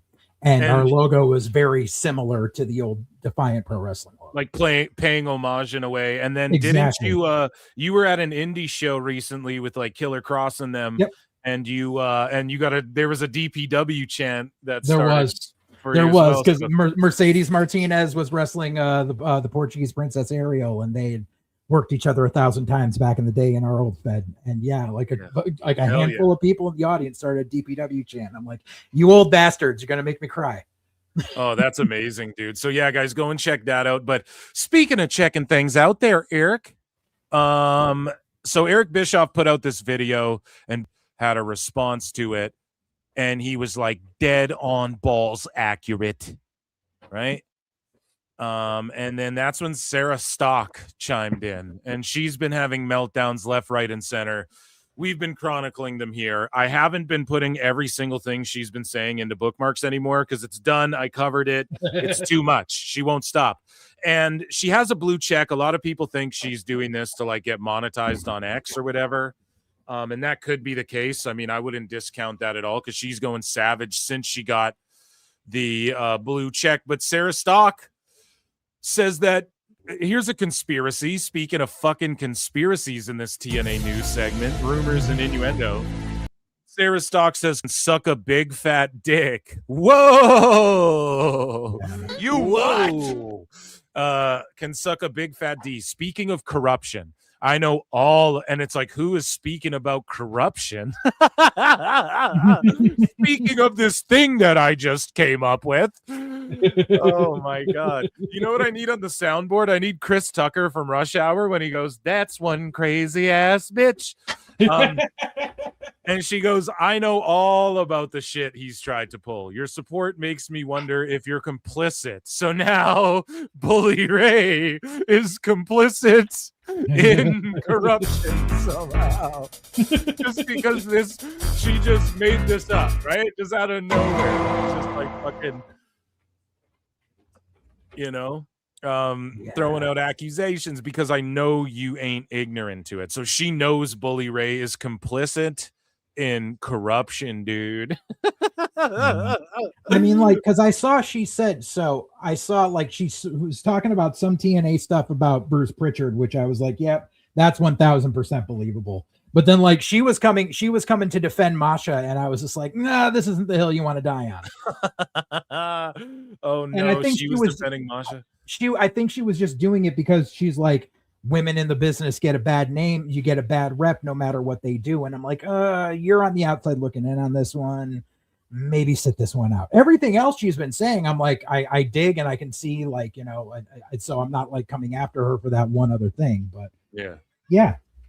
But ultimately, shut up, like, bitch. So we have AEW news to get to. Ladies and gentlemen, that was TNA news, everybody. Let's play our little jingle jangle. Oh, yeah, a little countryside banjo for the TNA news. I don't know why that became the drop. It was a banjo. JJ, I have no explanation. It was a banjo because I just needed a little jingle, and then I was like, let me add the aces and eights because at least it's like connected to TNA. I didn't know what to do, so... let's look at winter is coming. So I'm coming watching these broads. I'm a giggity. No, I'm joking. But Mina Shirakawa, thangs are thanging right now. I know it's Thirstcast likely in the chat. We have Mina and Tony Storm, and they're taking on Willow and Harley Cameron, the Babes of Wrath. This is for the title, by the way. We're getting into AEW news. I just want to quickly take a moment because I am locked in for this match, and it's the tournament final for the tag team titles. So they are crowning the champs here in this opening match. So far, this match has been pretty solid. JJ, are you keeping up with AEW more than TNA? Like, what do you keep up with the most? What do you keep up with the least? Are you watching Winter is Coming? You're muted. My bad. I muted. I was the one that did that. No, I'm pulling it up in a separate window right now. Okay. Just because like I tend to not watch Dynamite unless I have to. Yeah, so no hype for Winter is Coming. No hype. I DVR Impact and get to it when I can. Raw, I usually watch most of it live. But NXT I kind of fallen off on because I can't watch it live, so I have to go back and watch it the next day on the CW app, and most of the time I don't want to because I hate Sean's booking. Yeah, I like NXT, but the last like couple weeks I've either only caught like a chunk of it or I like missed it, and then I just see the shit on X or whatever because I've just been busy doing stuff. But yeah, TNA I've like fallen off of since BFG, I'm not even gonna lie. And then like AEW, obviously, like I watch it every goddamn Wednesday on this show, so it's like it's on, you know, I ain't gonna miss it. I know that. So but yeah, these girls are cooking, man. I'm down with this match. Let's get, and then Aubrey Edwards in there. You're not a fan or what? No. Yeah, I was what have you like did you know Aubrey Edwards before? Because like I was on your show and I kind of trashed Bryce Remsburg, and then your co-host yeah, your co-host was like, I love Bryce, and I'm like, oh, my bad. Have you guys encountered Aubrey Edwards out there in the wild? I have not. I just know that she's rubbed a lot of people the wrong way. My friend Charlie Domino, the author, has had to deal with her quite a lot and can't stand her. So Jesus Christ. So ladies and gentlemen, yeah, let's get into some AEW news. Let's start. We will start at the bottom, I guess, and just we're AEW. Yeah, exactly, and just trudge our way through. We have quite a bit. So ladies and gentlemen, everybody all together in chat now. Ichi ni Sanda. It's time for AEW news. So we have an update, and we talked about it a little bit, and I even said this when the Netflix deal allegedly went down with WB. You know, I said it on the show. I was like, I don't know if it's official yet, because there's Paramount and there's fucking, you know, Niccolo Piccolo is like, yo, don't hang your hats on this yet. And also, like, I was reading shit on Twitter about, like, you know, the Trump administration's getting involved. And then that all sort of seems to be true. And Paramount, they launched a hostile takeover bid to buy Warner Bros. And they are going directly to shareholders with a bid valued at $108.4 billion. Da-na-na. And Warner Brothers, come on down.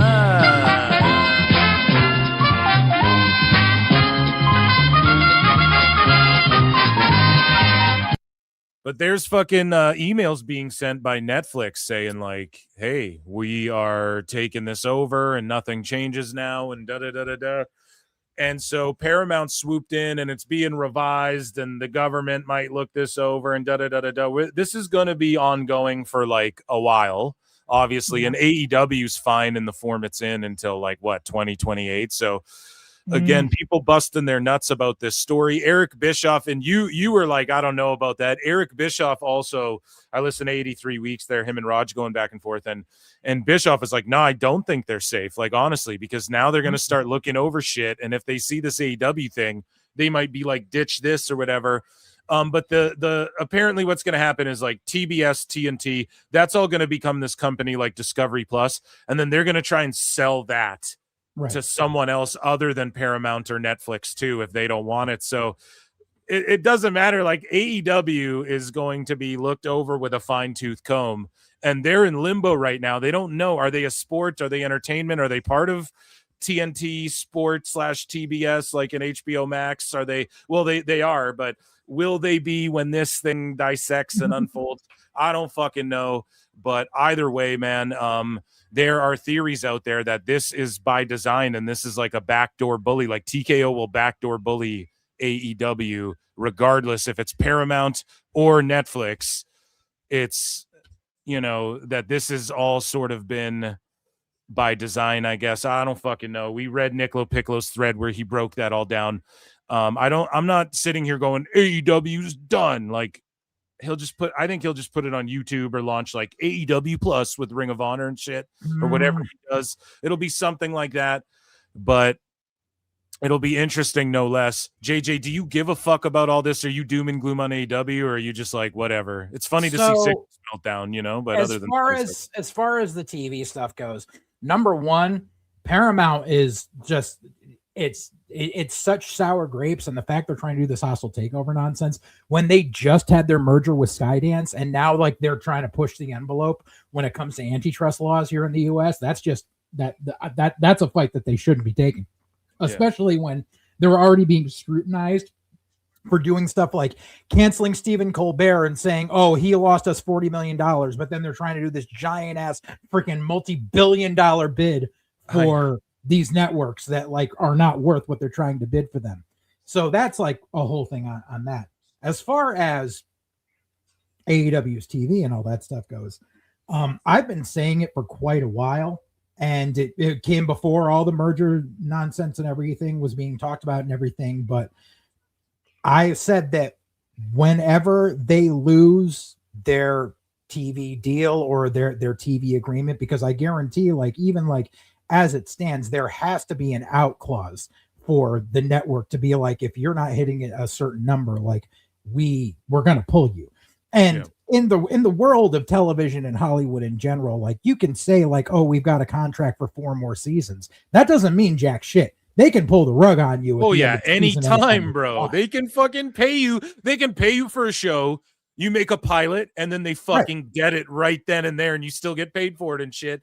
They will do that, man. There's no fucking and even then too, with as far as like, oh, we're ending the show, you're not getting paid out for the seasons they didn't give you and shit like that either. So it's interesting, man. And yeah, they'll have to like keep their eyes on like the books, dude. And Tony Khan's already accused of cutting costs and whatnot. So what more can he do?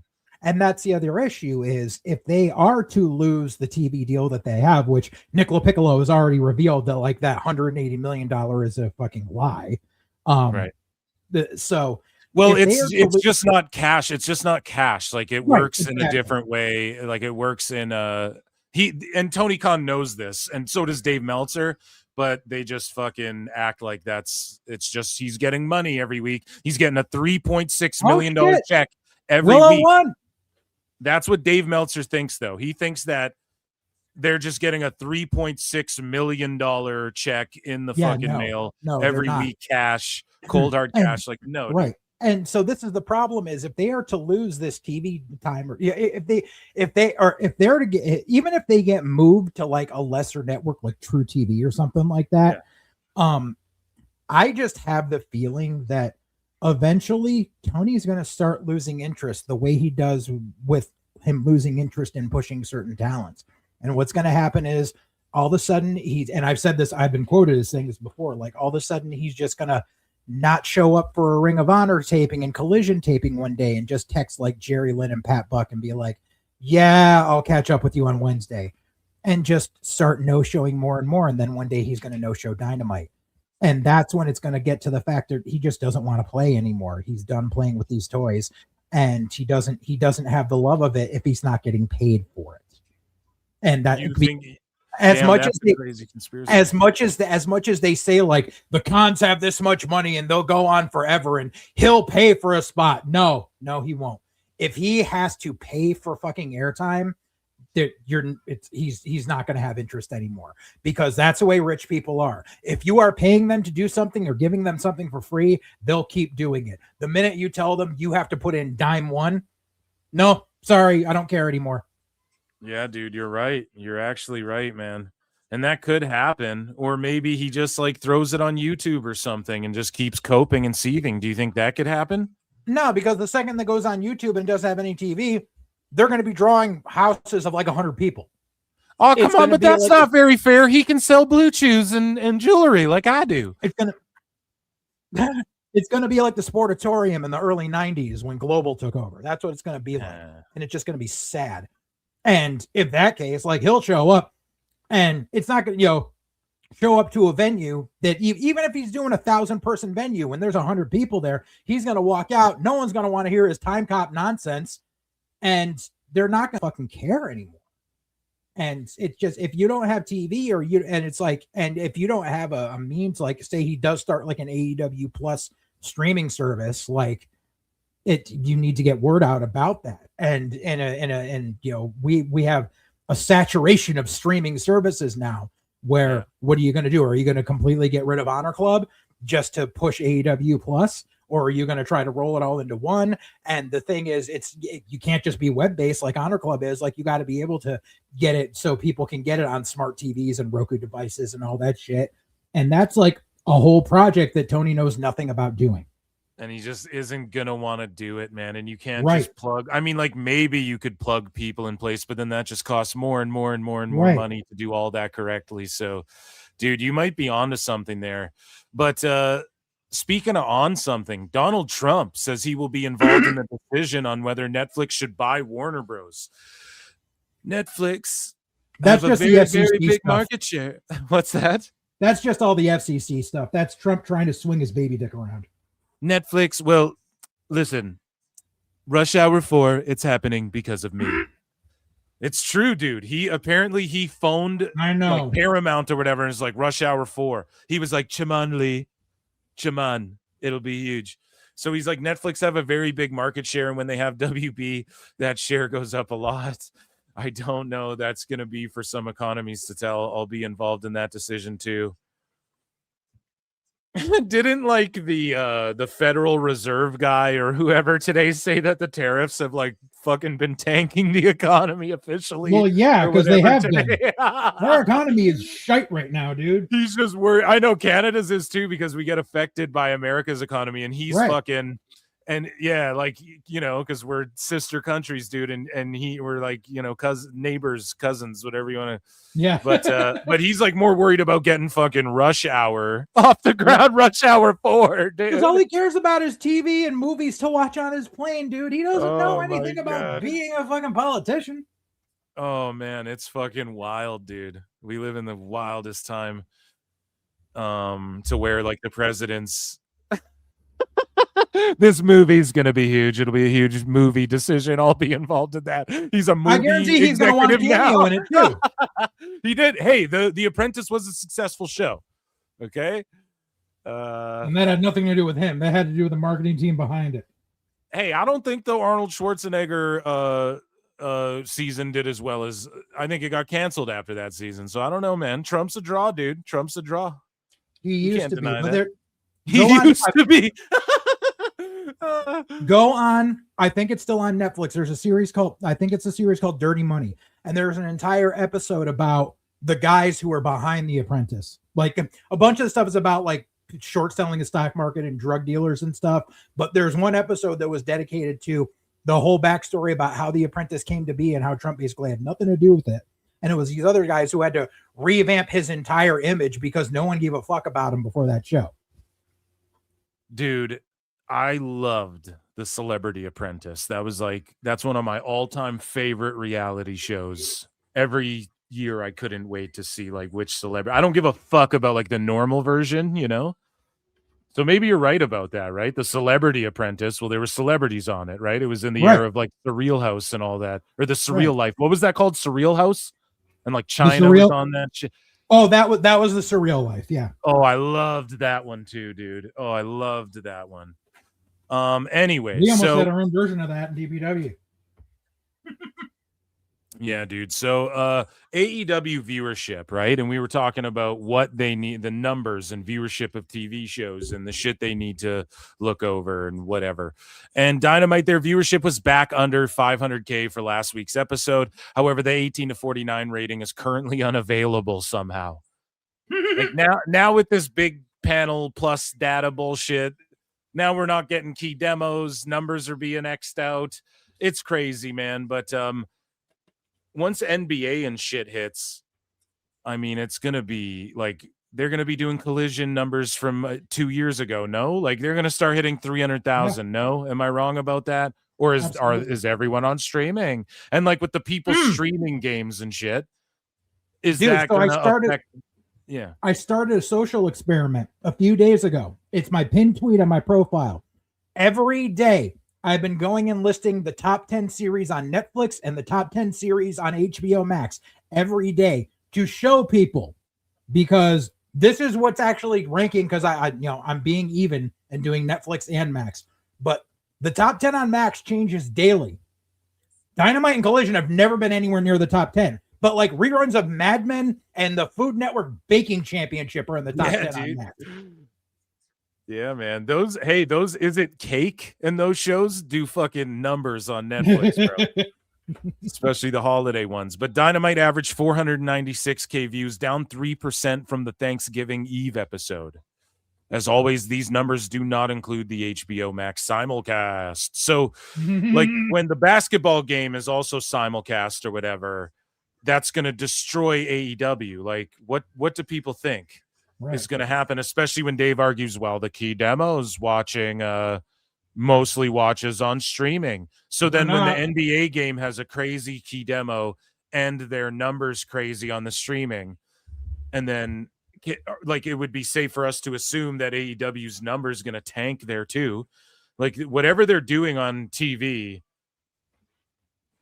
is especially coming up soon. Isn't like March Madness and shit coming? Is that going to be on Wednesdays and shit? It's going to be crazy, dude. So yeah, March Madness is every day of the damn week when it's happening, man. Damn. So that's going to be crazy, man. So I don't know. We'll really see what their ratings are doing now going into 20 or like they're going to start 2026 off rough. And also here's the thing. Year over year, it's down 15%. 15% are watching on Max. No, they're not. And so I'm just curious when that happens, when HBO flexes some of those numbers, like, oh, we did an NBA simulcast and the number was blah, blah, blah.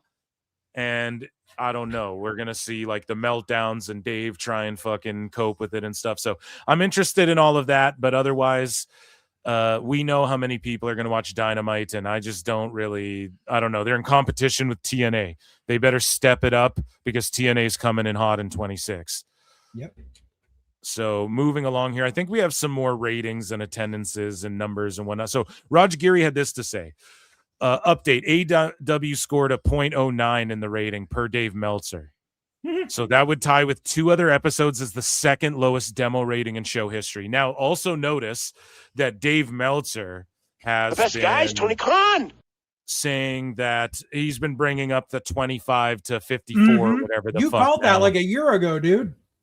I just knew that he was going to shift it when it happened. I mean, listen, a bunch of people probably called that, but thank you. Yes, because that's what he does, man. He goes, oh, the key demo doesn't, or overall viewership doesn't matter. The key demo matters. And then what's going to happen when the key demo shifts?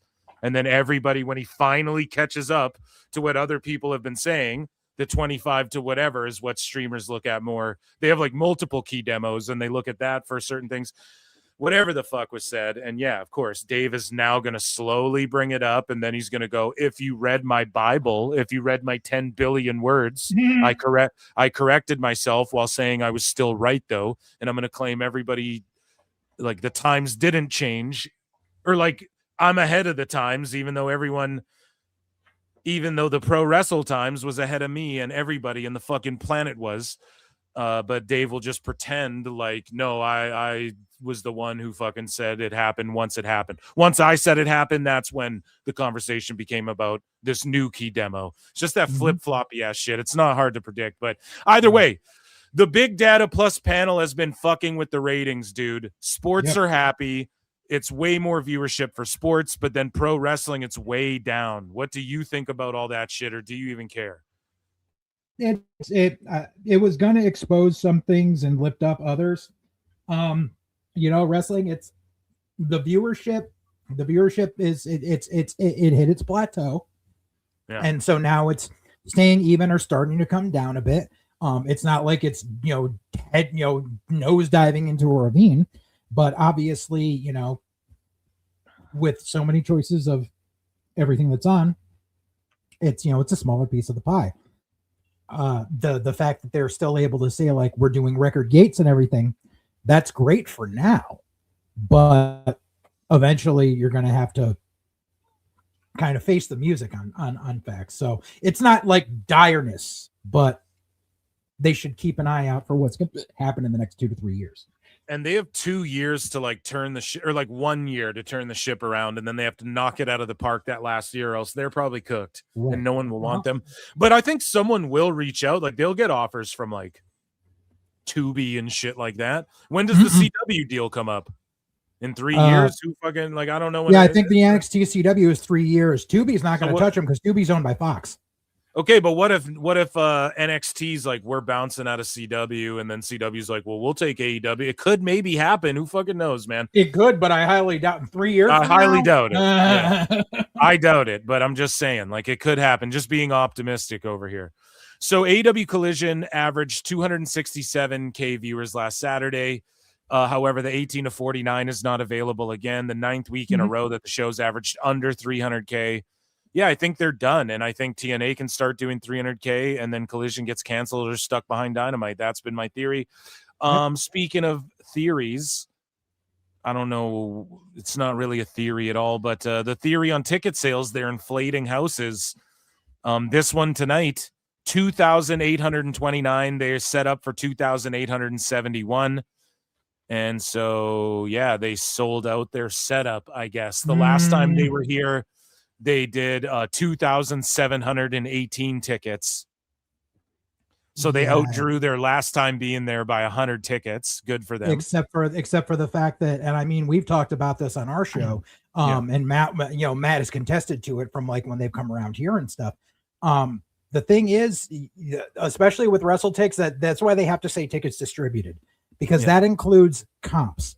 And the thing is, yes, radio stations give out comps. We get that. However, the amount of comps that get handed out by AEW are insane. Like literally, when they would come to Connecticut and they would come to the Mohegan Sun, they would come to the Mohegan Sun Arena at the casino. They would have people walking around the mall in the casino all day and literally hand out 1,000 comps.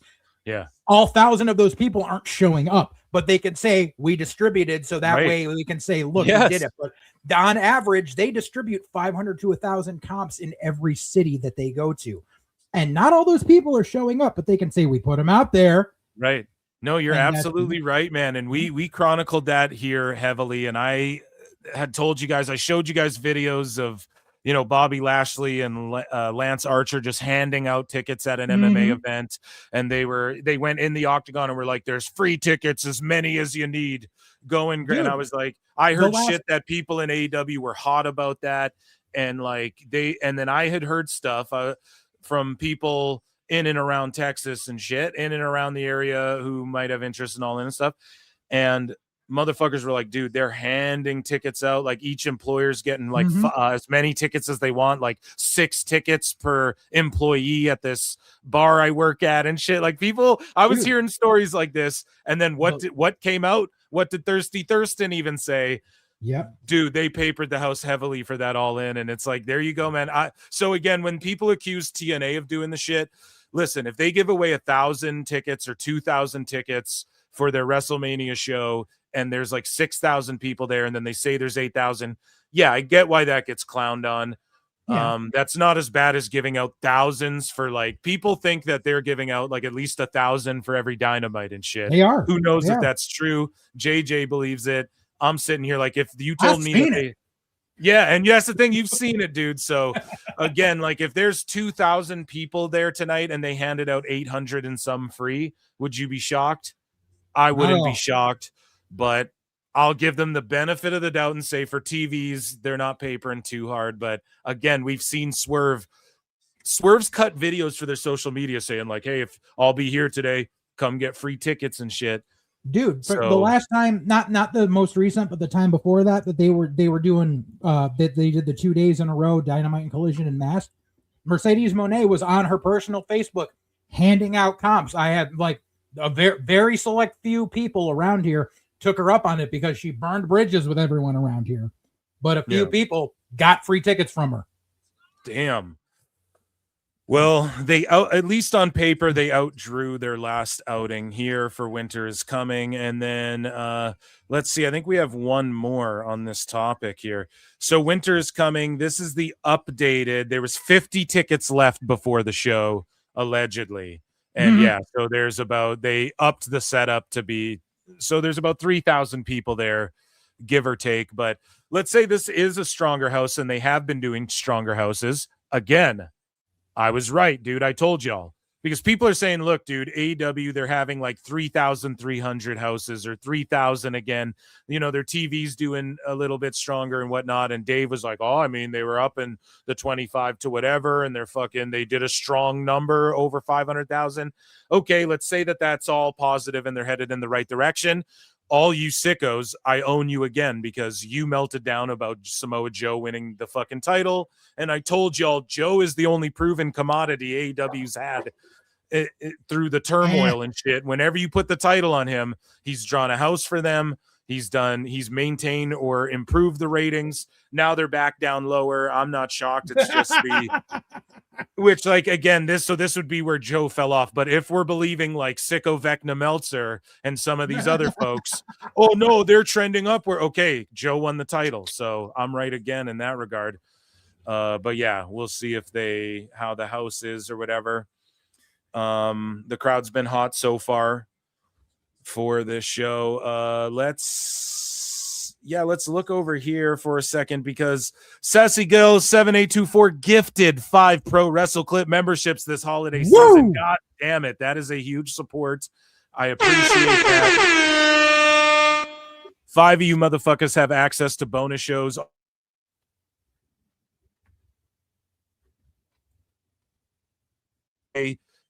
Shoot the shit and he tells stories and shit. What?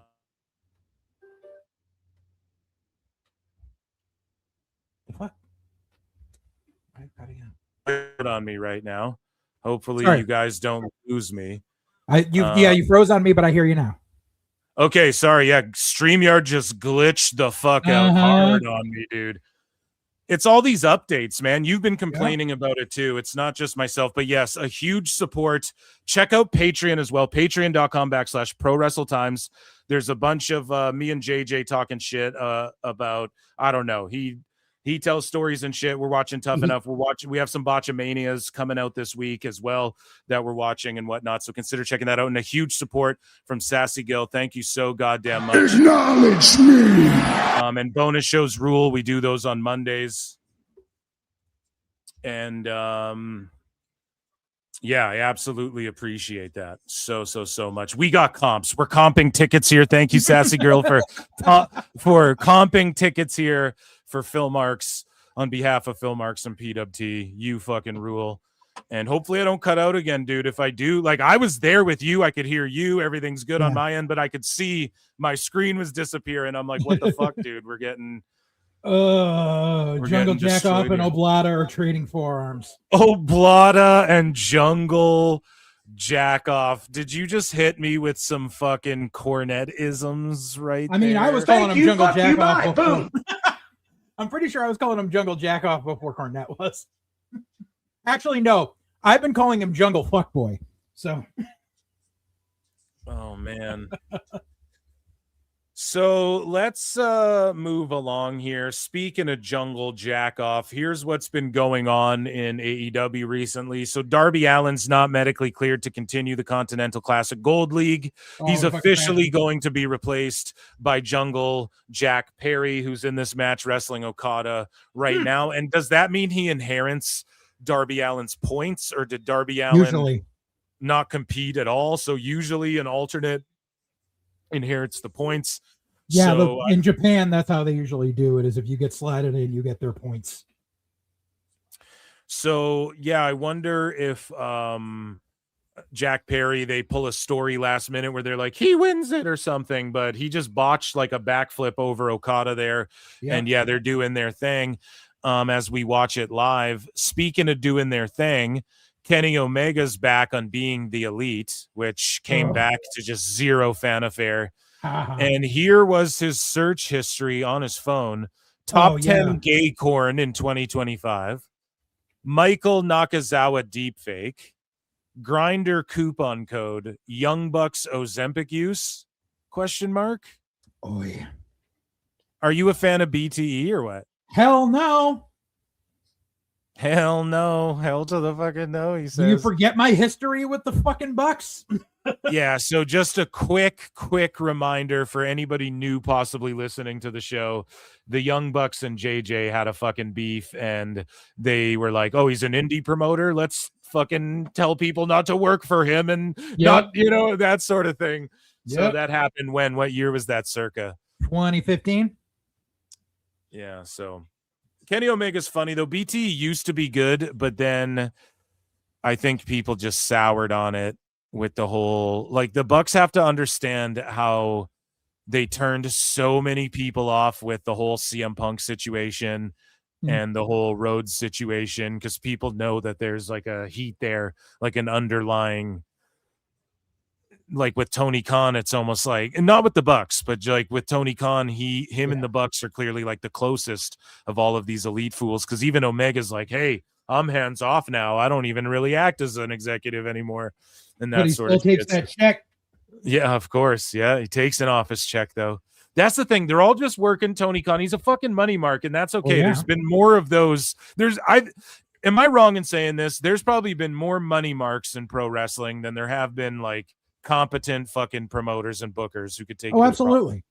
So that's why there's only so many companies. Even ECW, we remember it so fondly, but like, and Paul Heyman will say we were the first victims of the Monday Night Wars, but they weren't even really in that conversation. Let's be honest, Right. And in all honesty, ECW wouldn't exist without Todd Gordon. Yeah. But speaking of not existing, RJ City, his show went away, right? His show. And it was called Hey EW, and it was the only show that I thought had any merit to it, that I thought was funny. I didn't watch them all, I'm not going to lie. Some of them I would tune in for. And they decided to cancel it. So again, this is cutting costs, like cutting YouTube content and shit. Where's that eating show they had? Where's all of these, like all the different girls had vlogs that are disappearing and shit? Because what's going on? Because WBD was paying for that content, and they were just like, no, we're not going to pay for this shit if it's not getting views. Yeah. So speaking of content not being used, Eddie Kingston appeared. And here's the thing, man, is RJ City, he does make fun of like everything. He'll roast AEW shit just as hard as he roasts like WWE stuff. But it pisses people off because it's like, how the fuck? Like, here's the problem with AEW. There's not enough of the television sports entertainment aspects. And sickos and fucking wackos and marks get triggered over Triple H helping people direct entrances and shit. Like, you need someone doing that. If it's not him, it's going to be someone else. And are his entrances shitty? Or are the entrances good? I would say Stephanie Vaquer, who he helped with her entrance, Penta, all of their entrances have been banging lately. Let's be honest, man. Like, some of these entrances are fucking solid. Yep. And the thing is, like, Triple H is helping some people develop this shit. If it's not him, it's someone else doing that. That's part of the TV spectacle. I know Tony Khan doesn't give a fuck about that, but he wants to have a big Tron with LED boards and all this and pyro and shit. But he wants it like it's UFC fighters walking through the tunnel. You know what I mean? It's Yeah. got to be one or the fucking other, buddy. If you're doing the pyro and all this shit, we need the Cody Vader and all that. You know, if you're going to do the LED boards and all that, we need it to fucking, you got to give us a little bit more than just like, you know, the Young Bucks come out and shoot money at themselves. They have the right idea. They do their pose with the smoke and all that. Like, even they have the right idea. And it's like, even Omega has the right idea with that shit, you know? But at the same time, it's like, you want to have people come out with dancers in AEW and bands playing them to the fucking ring, and you want to have people with glowy jackets and gear and shit. But then you want to like not have the pageantry of the entrance almost, you know? I just think it's like, you need to be focused. Like, what is the direction? Is it like a shoot? Is this real graps and you guys are walking out of a tunnel like it's fucking Pancrase or Pride and Pride did do the pageantry and shit, Pride FC back in the MMA days, but they leaned into it. Like, they leaned into it heavily, and they had these big grandiose entrances, and they rewarded people not for wins and losses, but for being characters that you could, and gimmicks, man, like Sakuraba, like they had like the Gracie killer and stuff. Like, they would get people gimmicks and shit, you know? So in, you know, you have to pick and choose. And I will say that Tony Khan's doing more like TV elements, shorter matches as well for TV. Now, I think he's with the WBD sale. Now Tony might be forced to be on his back foot and to actually be challenged. And I think that might make him find his best creative self. Hopefully, though, he is still a rich kid. And WCW had to put Vince on his back foot to garner like some of their best shit that saved them the Attitude Era. And whatnot. There's a big difference there, dude. Absolutely. I know. I'm not trying to do a one-to-one comparison, but I am trying to be fair a little bit. I know it's fair, Phil. It's fence sitting, Phil. You know? But anyways, people got mad at this because, and look at how many impressions this got. 336K, 5K likes. Like that, the 300, I mean, Twitter impressions, that just means someone scrolled past it, but at the same time, it was being, you know, 5K likes. That's a lot of goddamn likes. And they're making fun of Triple H doing his entrance thing. Now, I'll tell you this. It is funny to make fun of that or like parody anything. But the thing is, like, when the company you guys are in is hurting and it's perceived as the company that's just like jealous, taking shots at the big company that whatever, at the end of the day, they're punching up. I'm fine with it because it's RJ City. He clowns everything, but I do get why people would be upset at it, because it does seem like you guys are just crying. And Eddie Kingston, with all the shit he talks, like, you never made it in WWE, bro. And then he's the first guy to grab the mic and cut the promos when Dynamite goes off the air. That other company over there, bro, you never made it in that company over there. Like, shut the fuck up. You know what I mean? And that's the thing. And I love Eddie. Like, on a personal level, I love Eddie. So you know Eddie. I don't mean I do love. Eddie was one of the guys. I'm like, hey, AEW's winning by bringing him in from NWA. They poached him from NWA. Good for him. But you go ahead. You know him. You know the man. Yeah, but the thing is, like, Eddie is like, oh, like that other company over there and everything. That other company over there did offer him a job. Like, and he chose not to take it because they didn't want to give him an on-air gig. They wanted to make him a coach at the PC because it was when they bought Evolve, and he was instrumental in helping a lot of guys in Evolve get over, especially a lot of, you know, NXT guys that got sent to Evolve to learn how to do their shit. And so they valued Eddie for his knowledge and thought that would be where he's best suited. But Eddie wanted that big run at TV. So he turned down the money that they were going to offer him to be a coach to go work for Tony. And that's all well and good for the short term. But like how like the shit came out today where like he said he's got 6 years left on his contract. Like, bro, what did you sign a 10-year deal? Like, why would you do that? Yeah. And he did. Yeah. Because we'll break that down in a minute. Let's take a look at this. Talks. I don't get it. Yeah. He's just trying to make his voice a little deeper. He's trying to sound like Trips. Okay. Just you and I. So when you come out, you know how you. And this is why Tony Khan's a money mark, dude. Like, and it's okay to take the piss, but he builds this set, and they take their time, and then this guy just takes the piss out of like, who cares about this sort of shit, you know? this is all goofy stuff to have pageantry in this big stage. Then why are you fucking the guy? There's a guy, Tony Khan, spending money on all this shit, and you guys are just like laughing about it all the time.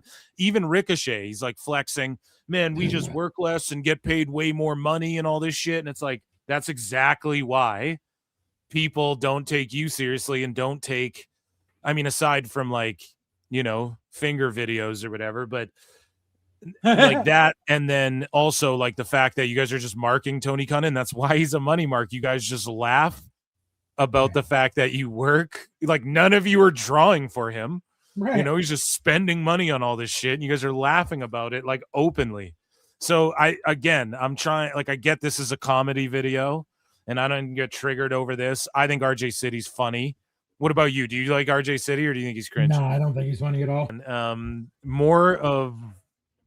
More of what Triple H does, I think, because he was there. Like, he was a wrestler who had a really cool entrance, and people knew him for like, the lights going up at him, and then he spurts the water or whatever, right? He sprays the water. Everybody's done that. Everyone's like, Triple H, it's like the Woo. Spurtsing the water, like everyone knows that's Triple H from DX or whatever. And he also had like an iconic entrance with DX as well. And so I just think that like Triple H being at TV and he's not ripping scripts up, like he's hands-on doing something he was directly actually good at. And then you have Kingston and RJ City, and no offense, neither of them made it in the Fed. I think RJ was there too. Wasn't he in NXT? Didn't he have a couple matches for developmental down there or whatever? He wanted to get in, and he might have got brought in for like a squash or something, but no, he was never like part of the inner workings. Yeah. So it just seems like bitterness, and I get why people would interpret it that way. It's like, what the fuck are you guys? What have you done? You know? Right. That's why I just openly, I'm like, I'm a fucking clown. Don't listen to anything I'm saying, right? Or listen, but you know what I mean? Like, there's smarter people who will break down the ins and outs of the business than me. I'm just talking shit like Phil S. Marks about it. Athena, though, has reached 3 years as the ROH Women's World Champion, a 1,100 days and counting. So imagine if this was on TV or like on an internet show or, you know, like, what the fuck, man? This is such wasted. Like, Athena left to come to AEW, and then how is this benefit? Like, how is this better than what she was doing in WWE? Didn't she get cut though? I think she was genuinely cut in the Vince. She was, but the thing is, they cut her. But you got to remember, they kept her under contract for that like year and a half. She was injured, and like gave her the spot on that Fox Sportsnet show and shit. So to keep her relevant. So it's not like she was just like cut out of nowhere. Like, she was given a chance to stay around and until she was rehabbed. And then when she was rehabbed, they brought her in NXT again. And I liked her in NXT, but I guess it just wasn't working out at the time. So she got released, which sucks, but it happens. And she got super bitter after that. And like, congrats, you 3 years as a champ. A tree falls in the woods and no one's around to hear it. Exactly. It's so shitty, man, because I'm a big fan of hers. I think that ROH would benefit as well from running like 2 super small shows, like indie shows, and then taping them, putting them on YouTube every 2 weeks, like bi-weekly. You do like a small indie, and then you continue to focus on like those 3 or 4 big pay-per-views for our big quote unquote, but just, that's how Tony Khan views them. So I think they would benefit from doing that, and that would help develop some of these people. Like, they just scooped up Zeta Steele, who was just on Evolve or whatever, and WWE ID'd, and then she's in Ring of Honor, just like gonna challenge, or she lost actually to Red Velvet. And I mean, they do their weekly TV, but like, what is that? Is Zeta going to be on every show? Like, does Tony have a plan for her? Is it to be the one to dethrone Athena? Why do we care about Athena? Why exactly? Like, if a tree falls in the fucking woods, I don't know. It's disappointing, man. I'm honestly wondering to this day, because of the fact that Ring of Honor is the vast majority of people in Ring of Honor. If you don't see them on Dynamite and you only see them in ROH, they're still on per diem deals. They're They're on like X amount of dates with a downside. Right. They're not on guaranteed money contract. I'm wondering if Athena's actually on a guaranteed money contract, or she's been per dieming it for 3 years now. So Athena is under contract. Okay. But you are absolutely right about that until you get an all elite graphic. And that's why some Ring of Honor people get that graphic. Like I think Grizzled Young Veterans got one, and then they moved them up to the AEW roster page or whatever. They included them on there. Once you get that, like you're all elite graphic, then you're on salary, which is 100,000 or more. That's why everyone's just trying to get on fucking salary, and they're all trying to kiss Tony Khan's balls. They just want that guaranteed 6 figures a year minimum. And so Athena, I think because this is what happened with her, she got signed, and then she started getting over on Dark on her own by like shooting on girls, like work shooting on them. And then Tony Khan just sent her to Ring of Honor, gave her the belt. Like he bought Ring of Honor, sent her there, gave her the belt. Now she's had the longest run with it. And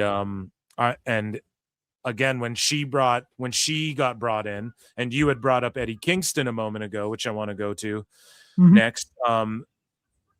I believe when Kingston re-signed, or when they first brought him in, or when he re-signed, I can't remember exactly, but there was a period there where Tony Khan was signing everyone up to like 8-year deals. That's why FTR is so bitter. That's when Dax started blocking people, deleted his podcast. He fucking started spurging out on people online. He did that when he locked in like a 7-year deal or whatever. There was a period where Tony Khan was just doing these like long deals, trying to lock everyone in, right? Bruv got one of those too. And so Eddie Kingston says he has 6 years remaining on his contract. Yeah. He's like, I have 6 years left on my contract. I want to make my money and then buy a place in Alaska and get the fuck away from society. Get me the fuck to Alaska. So just doesn't care about the future. I'm not even trying to bury Eddie, but no one in AEW cares. Well, maybe not no one, but the majority of people, like, they don't give a fuck about the future of pro wrestling. They don't care. They're just taking Tone's money. Half of them are going and doing acting gigs for half the year.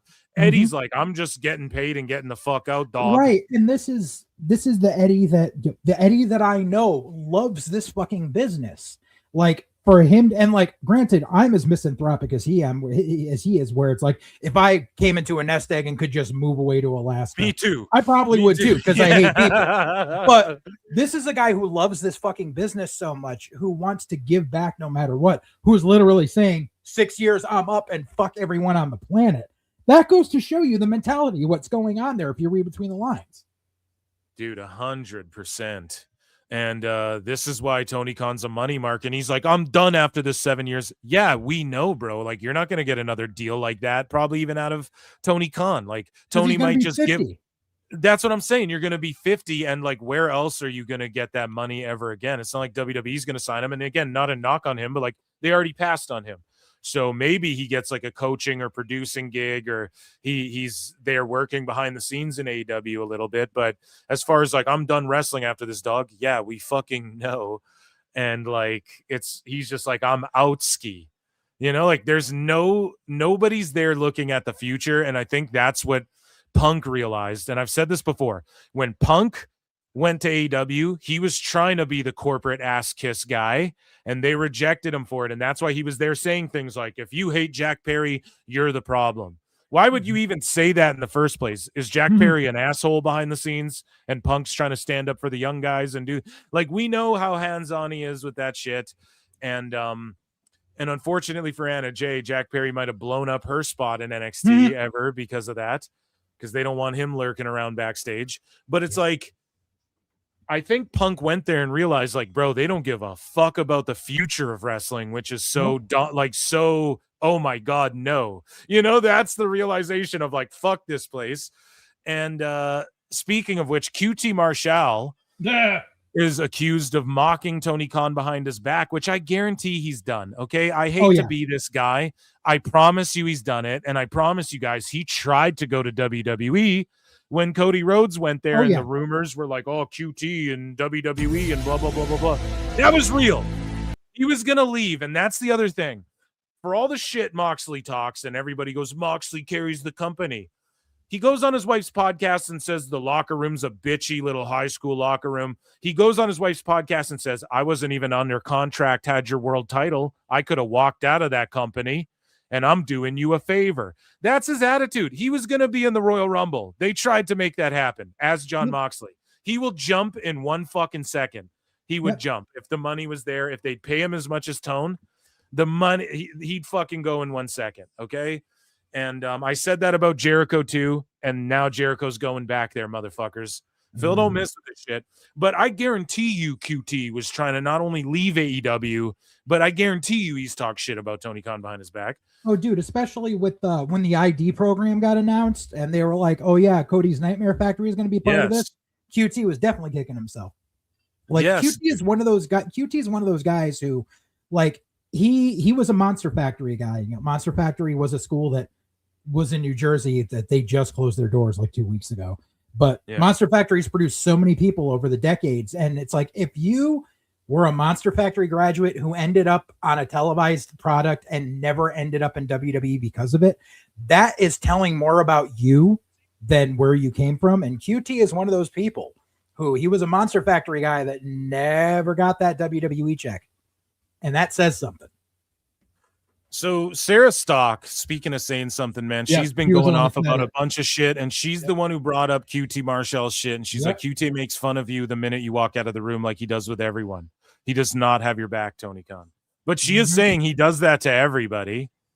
And the 4 pillars of corruption from AEW, Karen from Not HR, The Real Manzo, Koshe Irby. I don't know who any of these people are. Tony Khan. Koshe Irby is the one that does all of their live event booking, venue booking. Not Karen from HR is the chick who's supposed to be HR, but they don't really have an HR. Yeah, they changed it to people and culture. Yeah, that's what it is. Yeah. But so, and then Manzo was it's another person that's like another one of Tony's ball lickers. So up like a man and address this. You can do it, TK. QT and Sanjay are complicit to corruption. Bryan Danielson is complicit to corruption. Imagine taking the opinion of QT Marshall over that of Jerry Lynn. Yep. QT is screwing you over, Tony Khan. Yep. I don't know. It's crazy to say that, like, of corruption in what way? But Danielson is a part of the whole Tony Khan going on TV and saying he feared for his life and shit. Like, Danielson is chummy with Tony Khan. Tony's flat out said if anything happened to him, he would sign the company over to Danielson. He said that. He fucking said that. No, he said that at a press conference. I know. So, like, that's why Brie Bella, guys, isn't in WWE. She ain't coming back. I'm telling you right now. Triple H is like, fuck that. I don't need that, you know? Yep. And anyways, so that's QT Marshall news. Speaking of, like, veteran wrestlers and whatnot, RVD had this to say, that the worst part of AEW is actually their fans in the IWC. And people called him a grifter. He's out of touch. He just wants a job. And RVD was like, it seems to be, to me, by far the worst part about AEW, and I hope this quote gets picked up, is that the fans on IWC, the fans are so ignorant. And they are, man. They absolutely are. I mean, I agree with his assessment here, dude. And that's why we roast a bunch of them in the sicko segment as well, dude. Like, that's why that became a thing. Now, there are some wackos. I always say, JJ, you remember the scene from Batman Begins at the end where Commissioner Gordon's like, hey, man, like, we make hollow points. They wear Kevlar. You wear a cape, and they start painting their face. That's what happened with a bunch of wackos, too. Like, they saw sickos, and then a bunch of people are, like, acting as sicko-y on the WWE front, and that's fine. We knew it was going to happen. But, yeah, the fans absolutely are the worst part on the sicko side. I mean, that goes without saying. So we have a couple more here. So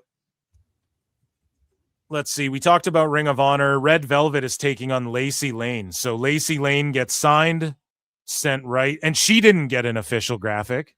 I don't think so. She's on per diem, unless somebody unless there is an official Lacey Lane from AEW and Tony Khan, I don't believe it. I don't care what any dirt sheet says. Right. I don't care, because he will sign people exclusive to him as well, but you're only paid on appearance. And that's what guys like what was that guy, Slim Jimmy or Slim J or whatever? Yeah, that's what he was talking about when he got released or didn't get picked up or whatever. Mm-hmm. And that's why he was on Ring of Honor and Dark and all that shit, just wrestling his ass off, doing crazy ass moves. And even the sickos were like, man, Slim J, you know, he can flip around and he's still got it and all this shit. And and he was like, dude, I can't even afford my rent and shit after coming off an AEW contract. And that was because he was exclusive to them, and he had to do that stupid gimmick. Right. But he fucking he was wrestling his ass off, like trying to get on a salary or whatever. So it's incredibly unfortunate. But Lacey Lane, aka Caden Carter, is on ROH wrestling Red Velvet for their fucking TV championship. So again, I wouldn't sign with Tony Khan unless he put in writing that there was like a plan for me in place. But then again, maybe Lacey Lane's like, whatever, I was going to chill for a while anyway, so let me take this Mark's money, and then, you know, and I'll still be able to work indies or whatever. But people were saying that she signed exclusively to AEW. I don't know if that's true, if they're just sticking her in Ring of Honor. Like, I didn't see the graphic or anything. I saw other people Photoshop their own versions of a graphic. Those weren't real. Yeah. So speaking of unreal and the direction of AEW, these four world champions, you know, AEW's taking over. The AEW world champion Samoa Joe signed to AEW. The New Japan world champion Konosuke Takeshita signed to AEW. The CMLL World Heavyweight Champion, Claudio Castagnoli, signed to AEW. And the ROH World Champion, of course, ROH is owned by AEW, but Bandito signed by AEW. Now, a lot of people say, like, partnering with AEW hurts your company and whatnot. This is sort of is CMLL seeing amazing success? Apparently, they're selling out shows and doing all this crazy shit. New Japan isn't having the greatest success, but people are saying that it's starting to come back a little bit. AEW isn't seeing amazing success at all, but you know, motherfuckers are trying to convince people otherwise. And then ROH is just nothing. It's just like a nothing. It's like an AEW side thing that the people who watch Dark Elevation behind a paywall. Yeah, exactly. Like the people who watch Collision and buy the pay-per-views will go watch ROH or whatever the fuck, but otherwise people don't give a fuck. So I don't know if this is a good move for these feds or if this is like a fuck you, or is Tony Khan like, I need my belts on everyone because we're making plays for TV deals now. Yeah. Because TNA got a TV deal and now he's stressing, oh, we need ROH and fucking, you know, we need to really, what is this, man? When you look at this, is this an L for these feds? Oh, absolutely. It's, I mean, especially because, like, obviously it's Tony, you know, doing it because of the fact that it's like, oh, well, look, WWE, you know, is, you know, has their, you know, NXT people with TNA belts and WWE people with AAA belts and all this shit, yada, yada. So, and the thing is, because he knows he has the sickos on his side where they'll complain about that, but Tony does the same thing. And, oh, no, it's okay because Tony's bridging the gap. Tony's building bridges, yada, yada. No, he's fucking not, because we saw what happened the last time he did this with TNA years ago. Also, the whole thing with Claudio being CMLL champion, that's like, oh, CMLL's doing great houses. I don't think most people realize this, but when CMLL runs at Arena Mexico, it's free to get in. That's why it's always packed, because it's free admission. And they own the arena too. Right, exactly. So that's why. But the bigger question is like, so since WWE purchased AAA, you see these AAA events being held in the US going up on YouTube, but you see they're running in these venues that are, you know, even if it's a smaller capacity, are sold out, versus before the WWE deal. If you look at like Triple Mania, it looks like they're in a freaking like beat up gymnasium somewhere and have like 200 people in the crowd. So that's where it's helping them. You don't see CMLL doing house show tours of the United States. The only time you see the only time I've seen CMLL like guys outside, like being draws outside of this deal, is when MLW brings them in. And that's because MLW isn't afraid to run in like the Texas, SoCal areas and bring in CMLL people to bring in as a draw. But that's MLW helping out CMLL way more than AEW. So speaking of the champions all over, so the ROH champion, of course, Athena, the Chris Statlander, of course, signed to AEW. And then the Sia Emma Ella championship holder Mia Mercedes Monea is the CMLL World Women's Champion. And we'll see if like Claudio and Monet can help draw. But CMLL, man, they're women's champion and they're heavyweight champion. And also Claudio broke that guy's streak. He was like undefeated for like 3 years or some shit. He never lost his title. And so Claudio broke that. And so CMLL, I mean, New Japan, whatever. Takeshita's like a prospect. He even flexes the fact that he's not signed to just one company, he's signed to multiple companies or whatever. But, New Japan, they're trying to help develop him and whatever. I guess he's an AEW guy, but he's been in Japan like as much as he's been in AEW and whatnot.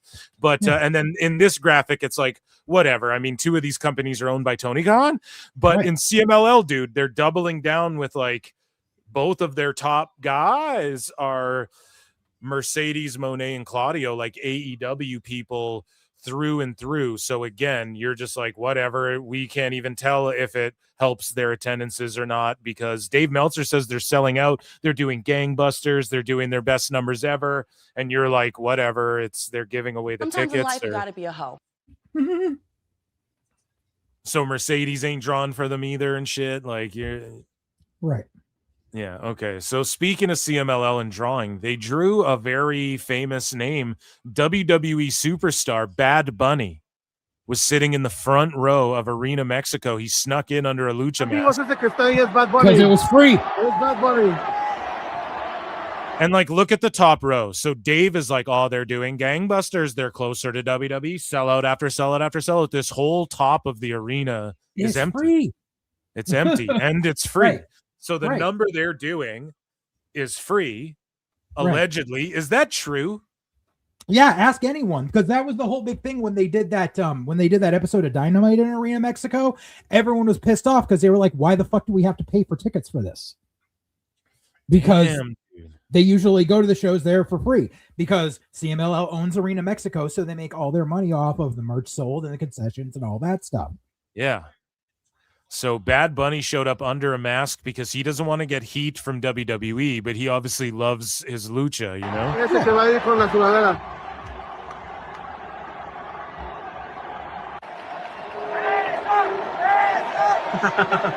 No se tapó, pero ese que está ahí es Bad Bunny, amigo.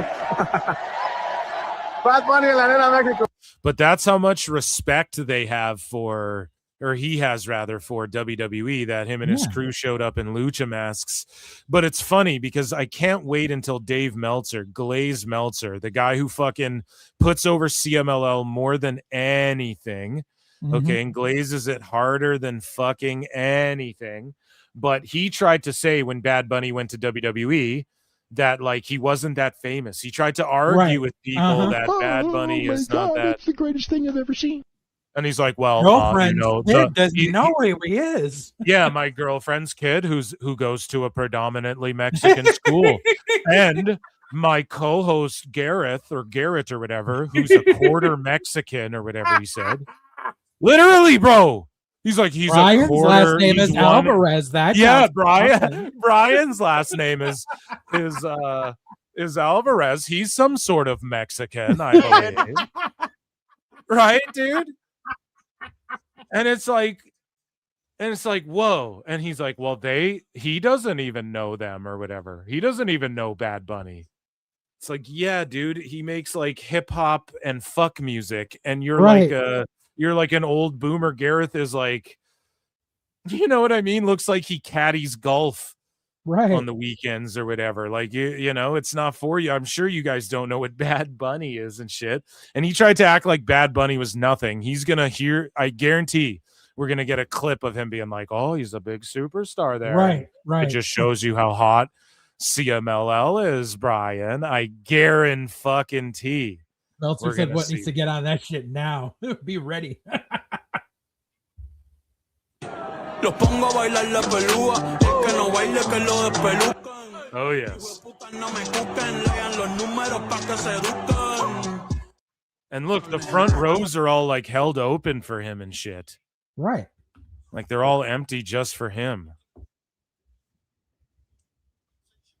And then he just dipped out into a car really quick and just got out of there to not to not take away from the wrestlers either and like drum up a stink and make it a big deal. You know, with WWE, we found out why Travis Scott isn't fucking with WWE anymore finally, which we'll talk about in a bit. But yeah, so there you go. Bad Bunny at a CMLL show, Brian. So speaking of Dave, he's going to come up again. But speaking of Lucha first, Andrade confirms that he did punch Sammy Guevara in an AEW backstage locker room fight. So it's like, guys, the backstage, like in WWE, you don't nearly hear these many fight stories and shit. Right. Period. In AEW, there's been a bunch so far. So it's just funny that he confirmed what we already knew. And hopefully they can work together. Hopefully he doesn't get smacked again. Mercedes Moné is on the shows with this guy as well. He's teaming with Monet's ex or with Monet's current boyfriend rather. And you know, the story back then with what happened there. And like, there was rumors and conspiracies that Guevara was in Ring of Honor and kept off Dynamite specifically because of Monet and whatnot. And then now Andrade's going to be there eventually, we know.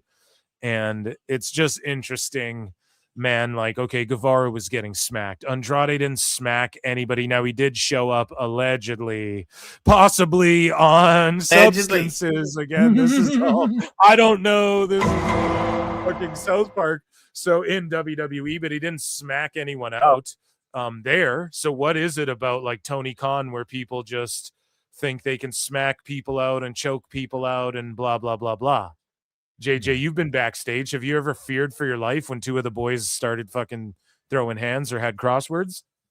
I've never feared for my life. I know some of the boys that have feared for their life if they pissed off my business partner Shell.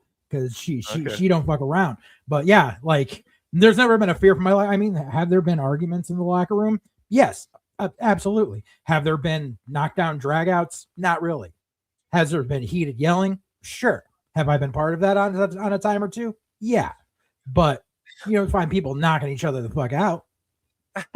Because like, didn't Eddie Kingston smack Guevara too? Or didn't he say he was gonna, like he wanted to? I'm pretty sure. I think he just said he would, because Eddie's professional enough where he won't actually throw hands, but he'll threaten the fuck out of you. Yeah. Or like, yeah, and I think even Andrade and Kingston, I might be making shit up now, but I swear there was like a triangle of, there was a few months there where they were all at like crosswords, it seemed like, and everyone was like, what the fuck? Like, why are people just fighting back there? That was like Eddie and Claudio had heat for a really long ass time. But dude. when it came down to having to work in the same locker room, they did it. Yeah, man. And people like don't realize that Kingston legit had heat with like Danielson, Claudio, I think Punk as well, like before everyone made it, you know? And he was the guy who like didn't quite make it. And they were all like, well, you should have listened. Like you should have worked out harder. That was cool when they brought that to AEW TV because that was kind of real, you know, but at the same time, it's like, fuck, why are they shooting on each other on TV? What's going on, man? You know, it's like, Jesus Christ. So, yeah, he confirmed that you got knocked the fuck out. Another Chris Tucker quote.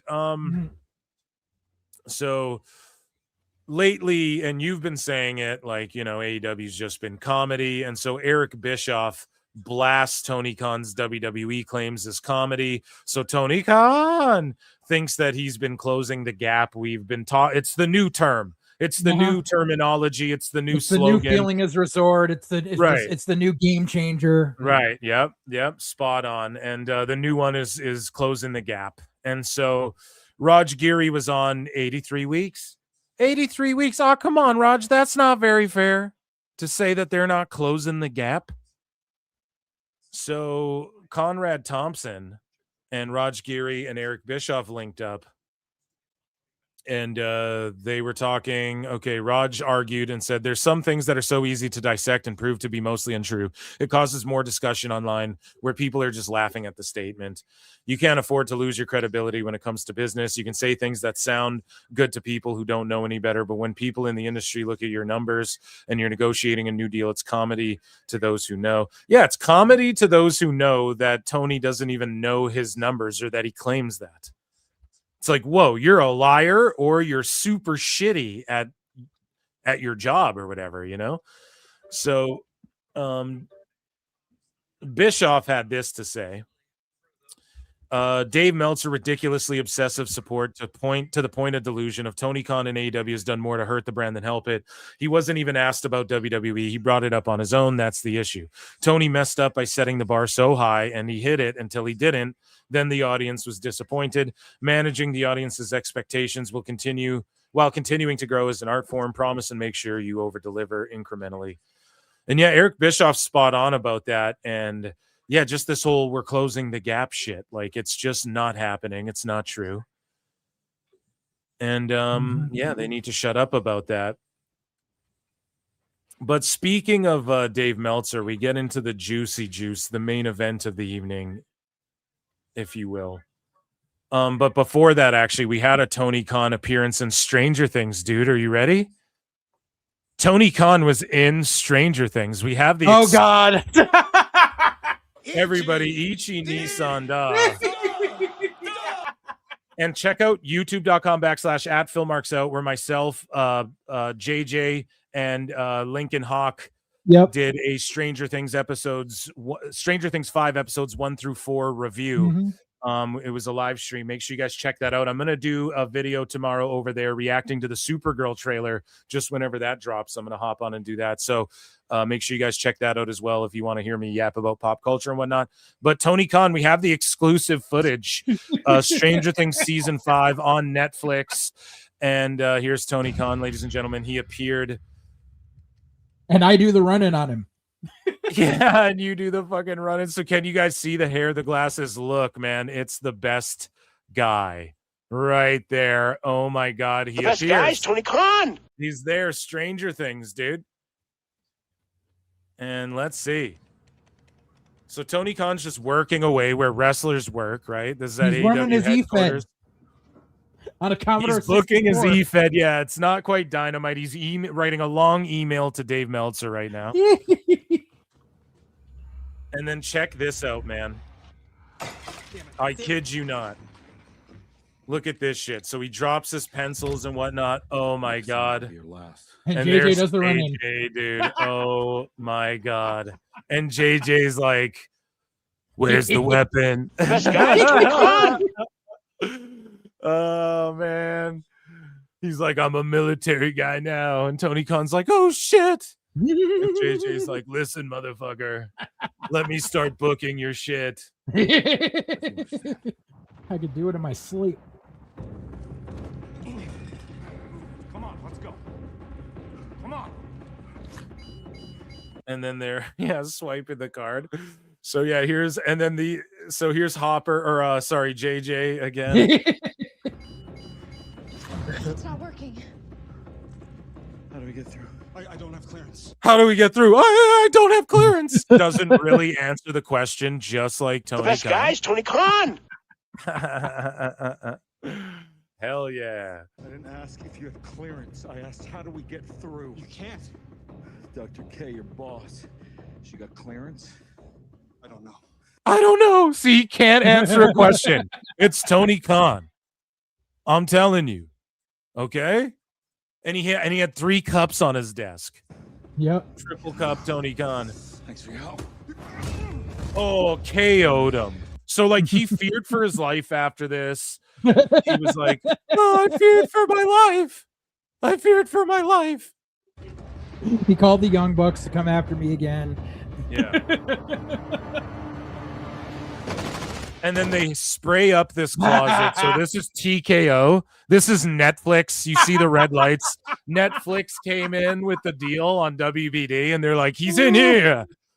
Quick, he's over here. And then they just fucking da. They light up this closet. Extra! Boom! And then Tony Khan, oh no. His fate when the deal goes down. When the deal happens and they announce Tony Khan when the fucking Netflix deal was announced. Oh my god. The best guy's Tony Khan. Oh my god. Oh my god. And so yeah, they got him by mistake. That was Tony Khan's debut. Round of applause. What an appearance. I want to see him in more movies. I want to see him play McLovin's dad in Superbad 2. Oh my god. That would involve Tony Khan having to have sex though. Oh. We're telling jokes over here. I'm over here now telling jokes. Sure thing, bro. Sure thing. JD. So, the main event of the evening here in AEW news, that is, we still have WWE news to get to tonight, folks. So, guys, sign up for Patreon. How many people have been watching tonight? We have 270-ish across YouTube and X. It was above that. Now it's a little below that. YouTube.com/@ProWrestleClips, Patreon.com/ProWrestleTimes. Okay, more watch-alongs. I'm coming in with a vengeance in the New Year's over on the Patreon and on the Phil Marks Out channel. Thank you guys so much. That's my Phil the Shill moment there. So the main event, though, we have a little flutes in the chat. I'm gonna need to see flutes in the chat. Okay, flutes in the motherfucking chat, because it is time for a little mini Dave Meltzer dumb moment of the week, but just Dave Meltzer, I guess, being involved in stirring up drama because people are arguing about Dusty Dynamite Dave Meltzer, right? Mm. So what had happened was Matt Hardy had some shit to say about like 5-star matches, and I think it pertains to what we talked about earlier in TNA news. Matt Hardy was talking about, I wish TNA would start focusing more on storytelling than 5-star matches or whatever. And so Dax Harwood had two things to say, one of which triggered Matt Hardy, and another one was like defending Daddy Dave Meltzer because of Dave Meltzer. And this is how Dave Meltzer like affects people's pay and shit.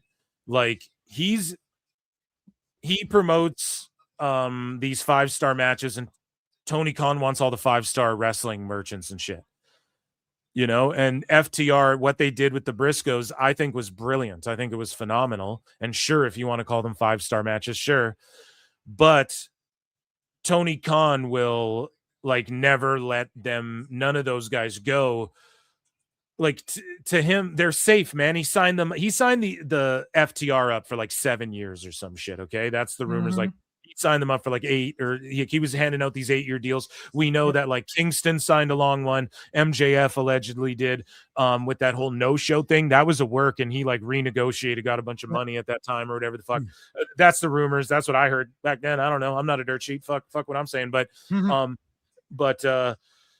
prove me wrong. Someone prove me wrong. That's all I'll say. But no, I don't even care. But and then we know Ospreay signed a long ass one, right? So these people were signing long deals, whatever. FTR apparently signed like a long ass deal, and then that's when Dax really like shut down his pod, started like shilling more, all that shit. So either way, Dave Meltzer gives him 5 stars. He gets more pay from Tony Khan, right? And it's because he needs money to feed his family. And every single post is about, I need to put food on my table to feed my family. I love my daughter almost as much as I love Tony Khan. Yeah. And so Matt Hardy just had something to say about 5-star matches, Dave Meltzer, whatever it was, right? And Dax had this to say in response to whatever Matt Hardy said, and I'm blocked by Dax, but he goes, I think in wrestling, the older you get, the more you complain about 5-star matches and how to feed your family. I also think the older you get, the more you secretly wish you had 5-star matches, because that's what helps me feed my family, whatever a 5-star match even is. And And then this guy Aquaman is like, well, I'd say the solution is stop listening to the critics and morons like Dave Meltzer. So true. We're going to circle back to that. Okay. And then Matt Hardy responds and he goes, I think on wrestling, he goes, I think on wrestling Twitter. You do the whole thing in Broken Universe. If you're going to decide to moan about someone's take, you should at them, Dax. I also think the older I get, I give less than a fuck about what someone on the internet thinks of 5-star matches.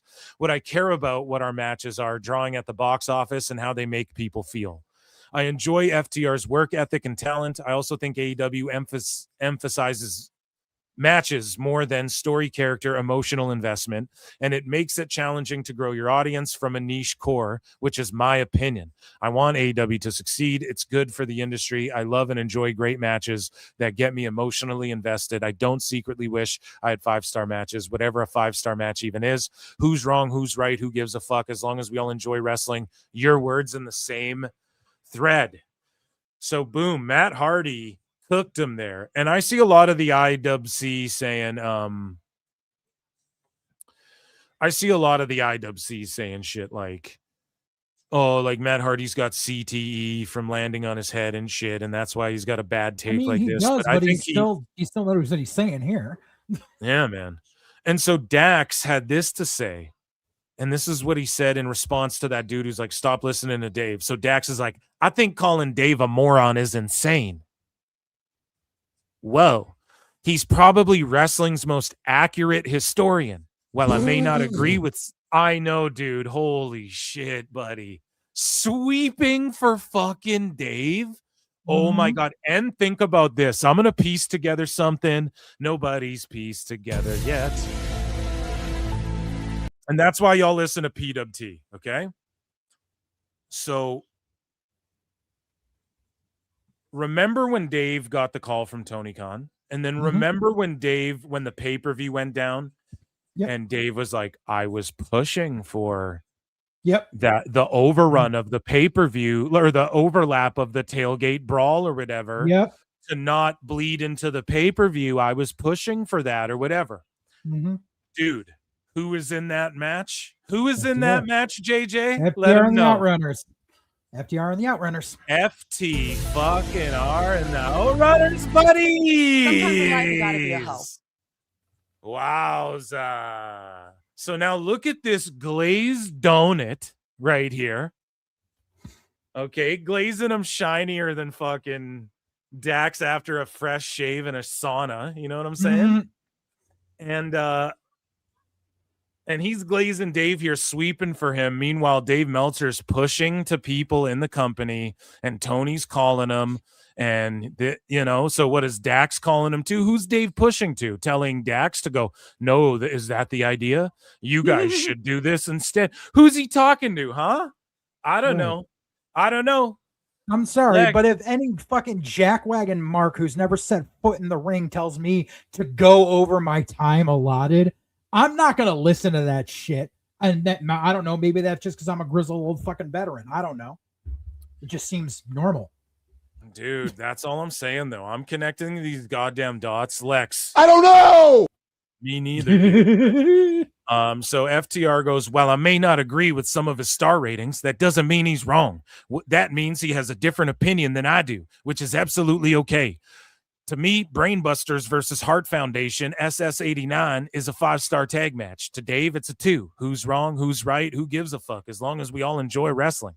So now when you reread match shit, he was taking jabs, but I wanted to set it up this way. Just, I don't know, the way I'm chronicling it here for you guys. And yeah, he's like, as long as we just all enjoy wrestling. Bro, what are you talking about? Then why are you even commenting on this shit? Right. Shut the fuck up then. Like, this is the shit that, and then you're sweeping for Dave, who's pitching ideas on your fucking matches in the company according to him. Right. And then falsely copyright striking the video where I exposed that shit on my channel. What the fuck is going on here, dude? Come on, man. We can see through this shit. You can see right through this shit, dude. We're smarter than that. And so Dax the first part, he goes like, I think calling Dave a moron is insane. And so I responded to both of his shits. He has me blocked, so who cares? Oh, look, they went pretty good, like 4.2K, 130 likes. That's pretty good. And so I go, no, Dax. So to me, this is my response. I wrote, no, Dax. Dave will condescend you and argue with you if you say it's just his opinion stars. Because he's playing the whole, who cares? What does that even mean, 5 stars? Well, Right. according to Dave, it's like the end all be all. And he will literally talk shit to you if you question that. And I say, and he goes, me. And Phil goes, he claims they are objective and that he's never wrong. Dave is wrong. He is dumb. He is a shill. Your boss phones him and he pitches ideas. He said as much openly. The most accurate historian until the internet.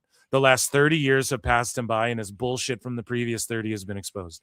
Yep. Sweeping for TK bucks is fine. That's your boss. I never criticize anyone for like any of the wrestlers. Like, yeah, is it cringe? Sure. But like, okay, they're going to bat for AEW. They're getting paid by Tony Khan. Yep. I just wrote like, that's fine. Sweeping for Meltzer in 2025 is a lol cow activity. And it is. And my second, because then I saw this one after, like I didn't see that. I think in wrestling, the older you get, whatever. And so I responded to this as well with a screen grab because that's all I could do. But I said, the Hardy Boys, people send me this shit. Thank you guys who screen grab shit and send me them as well. The Hardy Boys have more memorable matches. This is what I wrote. The Hardy Boys have had more memorable matches, have drawn more at the highest level of the industry than Dax ever could or will. The Hardys innovated and elevated at the highest level. FTR did shit that every tag team did before them at a high level. There's a massive difference. And I don't know why I was so grouchy towards FTR here today, but it's just, this is why. I know why. When people start like protecting Dave and shit, and then saying egregious shit, it's like, no. Like, you got to nip that in the bud. That's got to be checked in some way. Like Dax already blocked me before. Maybe he'll see that. I don't care. I'm not looking, I don't need him to fucking AI print me on a shirt like to JD or whatever, living rent free in his head. I don't care about none of that shit, but it's just like, man, it's super cringe when then you're like sweeping for Dave, who then who previously talked about pitching ideas in your match. Like, you think I'm dumb? You think I'm too dumb? I can't piece together you're not, and it's more and more is not being revealed every year, but how fuck this is. So he's talking to Dax then. He's talking to Dax or Tony Khan. We know Tony's phoning him, so he's talking to him, and he's talking to you, Dax, about your match or what? Or okay, maybe it wasn't you, then it was for surely Tony Khan, but now you're just raising eyebrows and shit. And he's given you and your tag matches 5 stars and shit with the Briscoes, and then you guys sign these long ass deals, and you're getting paid super good, and you're likely going to retire in AEW. And maybe I'm looking into it too much. I don't know, JJ. What do you think? No, I completely agree with you on that entire aspect, especially with just the whole. I think that was the thread where I chimed in because I myself, I used to be a huge Revival fan. Like, I literally still have, like, I had their first T-shirt that got released when they were in NXT still. And I never. I like them still to this day. I do not fucking just wrestling. It's like with Chris Benoit. If you put on an old school Chris Benoit match, all that other shit, whatever, I'll watch it and like, damn, he's good. FTR, I think they're fucking good, and I'll always be a fan of like the tag matches they put together. See, I can't even watch their shit anymore because it's like I pointed it out earlier. I pointed it out earlier today, like even besides the cringe, but like you watch any FTR match now and it's like, okay, you've taken a bunch of double team moves that you thought were cool from 80s teams. And now you go out there and you do a greatest hits package of them. And in all reality, you want to sit there and act like you're the greatest tag team alive. No, you're the equivalent of this, of a really popular cover band who's mad that they're not headlining Coachella because that's not your fucking league. Yeah. And like, I'm not saying anything out of turn by saying the Hardys innovated and elevated shit. Oh, and shout out Natty Neidhart, who fucking followed PWT, by the way. But another Canadian there. We got to support each other, have each other's back. Yeah. But what was I gonna say? I fucking forget. I was saying something. What was I saying, JJ? I just totally Stop forget. glazing Dave. Yes, exactly. Just stop glazing fucking Dave. That's what it boils down to. And that, ladies and gentlemen, was AEW The best guys, news. Tony Khan. Absolutely. I hope you all enjoyed the AEW Sometimes in life, news. you got to be a hoe. And yeah. Why was that not the finish? I'm not sure. So Fletcher and Bailey are just going. That's sort of why I got distracted too. Like during my ramblings, I was watching all this, the fucking sit out power bomb into the fucking. Yeah, like that entire sequence should have been the fucking finish. Like misses the shooting star, gets lawn darted into the second turnbuckle, sit out power bomb 1, 2, 3. You're done. Why is this match still happening? Yeah, no, you're absolutely right. You are absolutely right. No, I got distracted myself there with it because these guys are going hard in the paint. I like Fletcher, you know. He's going to be damaged goods by the time he's done with AEW. He's not going to be able to be teachable.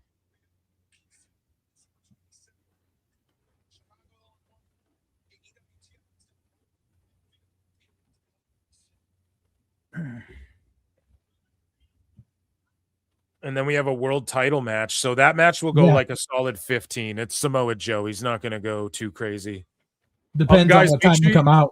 Yeah, you're right. You're right. Make sure you guys are hitting like, subscribe, check out my friend's channel, Full Circle Radio Network. And I'm over there. I do pods with JJ, and we were like Jocktobering his old Fed where he does commentary, and you know who is all there, like Jason Knight and Just Incredible, Tony DeVito. Just Incredible, Vito. Yeah, fucking. We had Mercedes Monet's ex-husband. Yeah, before he was making gear. Yeah. Yes, he wrestled there. I didn't even know the guy was a wrestler. Oh, he's a fucking phenomenal worker. And we watched his match, and he was actually really good. He was y'all's cruiserweight champion, DPW back in the day. I have so much footage that I'm going to have to transpose over the next few months. Yes, I love it, bro. I love it. I can't wait. I told the PWT universe on like the fall, I think on Member Monday or whatever, I was like, man, I had so much fun that I was like, oh, I hit you up. I DM'd you. I'm like, next time you do that, like, I have to, right? Because I actually am like invested in like the storyline, you know, we went through a couple shows and shit. Yeah, I'm editing that. I'm editing that. It should be up. It should be up before the weekend. I'm just trying because I got like a bunch of shit going on right now. So hopefully it's it'll be legit, edited like, and uploaded. Yeah, like, you know, people invite me on to talk wrestling and shit, and I go and talk, but that was like actually fun as fuck. Then, you know, like I'll go on and give some of the takes I give on my own show and stuff, and I get the assignment, right? I'm opening myself up to another audience, but like when I get invited to do shit like that, bro, that is my favorite type of shit.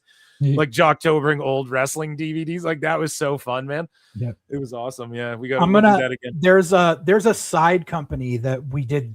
I helped book. We did one show in 2014.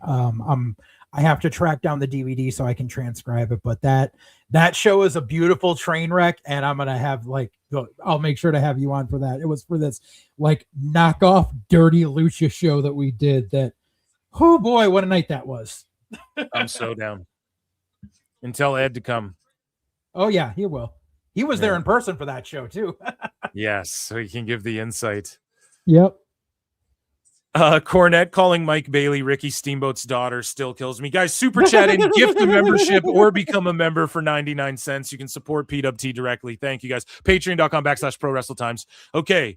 What else are you guys saying here? What are with these shitty kicks? Speedball truly is a cold-blooded killing machine.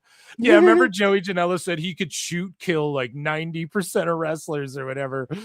I like Mike Bailey, but Me like too. he's a big fish in a small pond. He's not a national TV type of guy. He's an indie wrestler. Like, Baron Corbin would fucking strangle Mike Bailey to death. Here, he's gonna get the win. I told you guys. I called this one. Or is it a kick out? Way too much fucking kickouts. Never mind. It's AEW, so you never know. Right. That's They're the still problem. fucking going. Like, this is the I problem. know. It's just too much, man. That should be the finish. Natty is fucking awesome, Phil. I know, dude. She followed me. I was like, nice. Phil just compared FTR to Chris Benoit. No, I didn't. I said this is okay. Yeah, I scrolled too far up. We're at 80 likes. There's like almost 300 watching all night. Get the video up to 100 likes. It helps the algorithm. Listen, no. I compared it in the way that if FTR's wrestling a match, I can put Dax being cringe on Twitter on the back burner. You know what I mean? Just like Benoit, if you put on an old Benoit match, I can put like the tragedy. I'm not going to sit there and go, Benoit should be in the video games in the Hall of Fame and we should glaze him and parade him out on TV and everything. But it's like, dude, if Angle Benoit or like one of those TLC matches he was in comes on, like, I'm watching, you know, I'm sorry. Like, if it's on the Vault or whatever, you know, WrestleMania 20 is one of my all-time favorite WrestleManias. That run of Manias, like 17, 18, 19, 20, 21. That's like one of my favorite runs of Mania. Maybe not 21. I can't remember what happened on 21.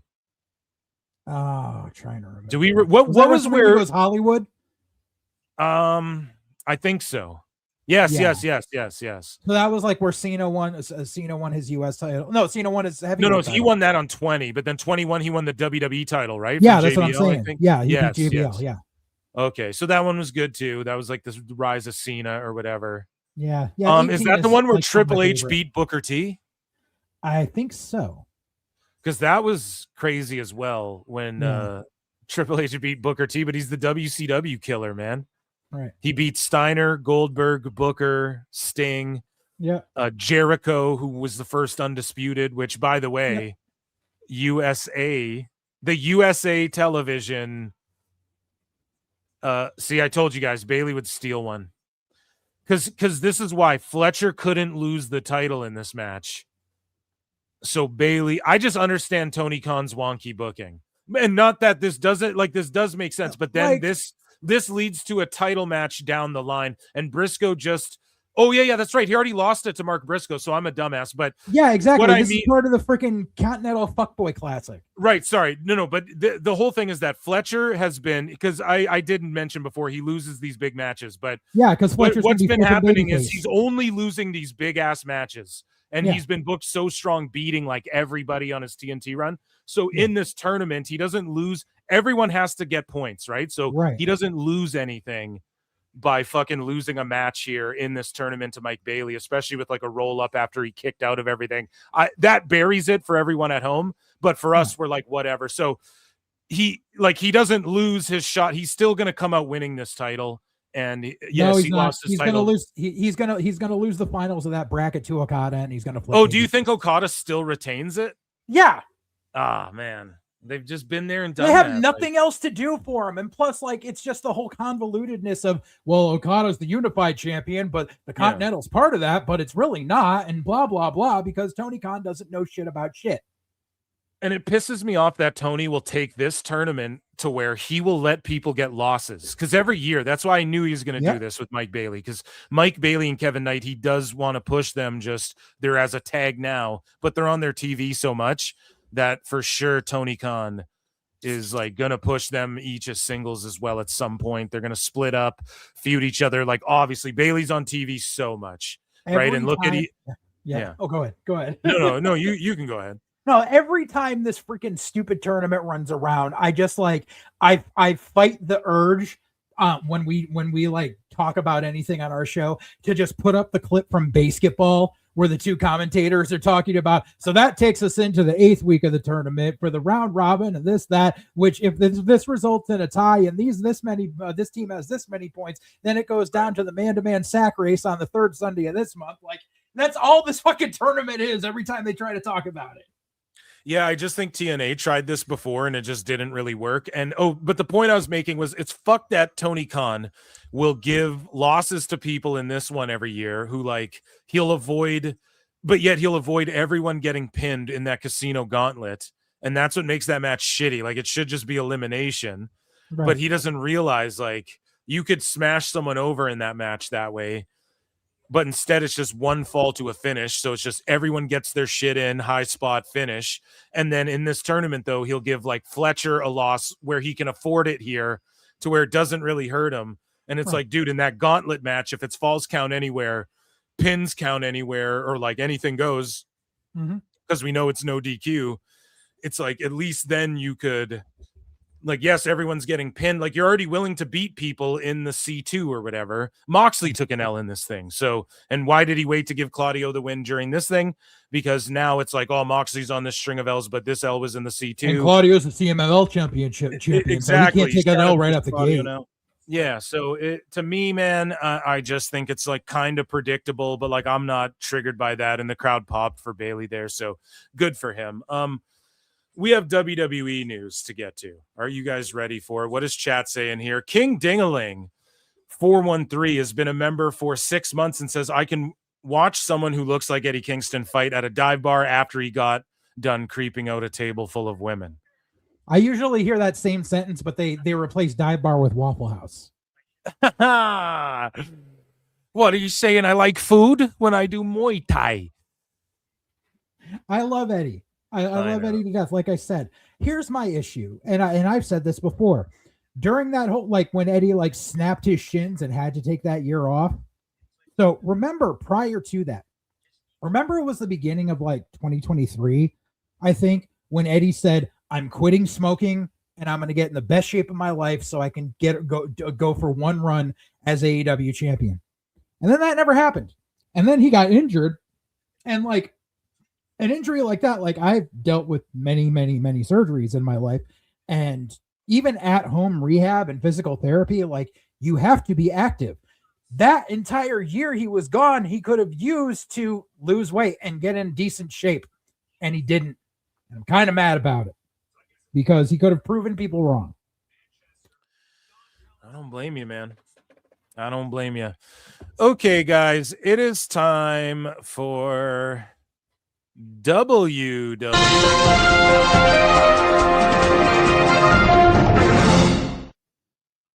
So John Cena has been doing the media rounds. We've been covering it here. He went and did an interview with Giga Chad Chris Van Vliet, who then went and did an interview with Busted Open about his interview with John Cena, which I thought was funny.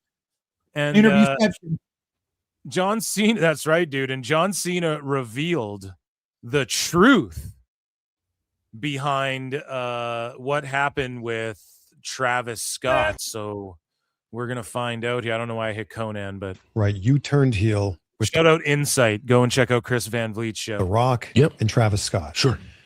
Or he didn't reveal it. Sorry. He actually wouldn't reveal it. Sorry, I botched my setup because I'm half watching the Bucks. So he didn't reveal it, but then Nick Khan, or no, not Nick Khan. Who was it on Impulsive revealed it? Or Logan Paul revealed it to Joe Buttons. Revealed it on Impulsive, yeah. To Joe Buttons, yeah. So we'll get to that. And so, here is Giga Chad Van Vliet not getting an answer out of John Cena, to which Chris Van Vliet said in an interview that he was surprised that Cena didn't answer this question when he interviewed him. What was the original plan for the involvement of Rock and Travis Scott? This is where, like,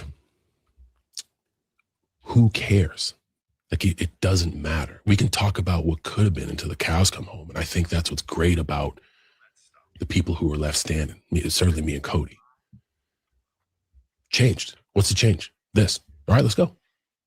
I don't dwell for 1 second on what could have been. Because what could have been is Brock doesn't leave for the NFL and there's no John Cena.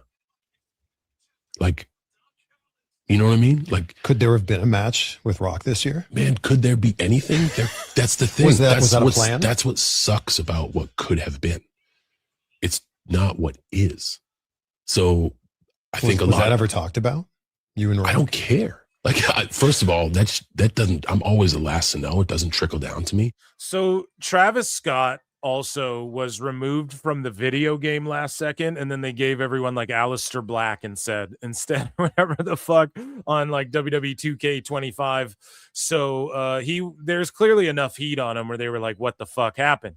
And so what the fuck happened with Travis Scott? And this sort of vindicates people who were mad at the Travis Scott Rock stuff. I don't know if it's the Cody Crybabies or what, but pretty much what was revealed afterwards from Logan Paul talking to Joe Buttons. What's his song again? Pump, pump, pump it up.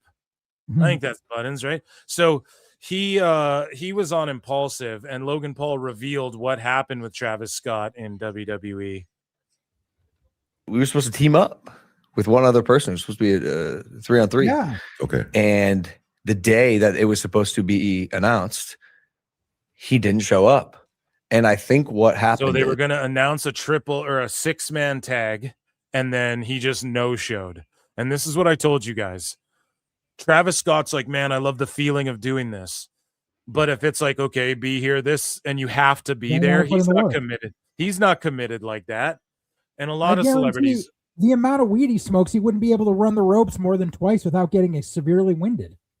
Yeah, man. And like, I made the joke, like he's getting blowjobs on private planes and smoking blunts in every building he walks into and all this shit. When it comes down to like, be here at this time and put like train and whatever, because he was training with Booker T a little bit. Just at the end of the day, man, he doesn't really want to do this the way like a Logan Paul or some of these other celebrities have shown. There's a reason he took a week and a half to get to the ring at Mania, because he's got no cardio. My guess is, yeah, dude, he probably realized at some point that it's really physically demanding, really hard, it's a lot of work, and a lot of work. It's probably too much commitment for someone who is a rock star of his caliber. Yeah. Like Bad Bunny loves it and like put in the time and like became a good wrestler. Wrestling is a lot about navigating pain. It all really hurts, and some things hurt less, but it all hurts. And so I think a lot of people think that the mat is like bouncy and soft. Like I certainly thought that before I got in WWE. And the first time I touched the canvas, I was like, when did they bring in the trampoline mat? Like, no. I go, okay, but what about the prop chairs? No, there are no prop. There's no prop chairs, and I'm not saying this. This is real. Like it hurts, and I think at some point Travis probably realized it's pretty hard. I would like to see him make a real run at it. You got it. You know, but yeah, I think that's what happened. Damn, I bet he's right about that. What say you? So I take everything that Logan Paul has to say with a grain of salt when it comes to that. I mean, granted, I know Logan did some time training with Rip Rogers. But as far as him saying like, oh, I'm waiting for the we were supposed to team up, and like all that stuff, like the problem is like Logan is used to primarily working in a WWE ring, which does have springs and has way more padding than the mats I trained on.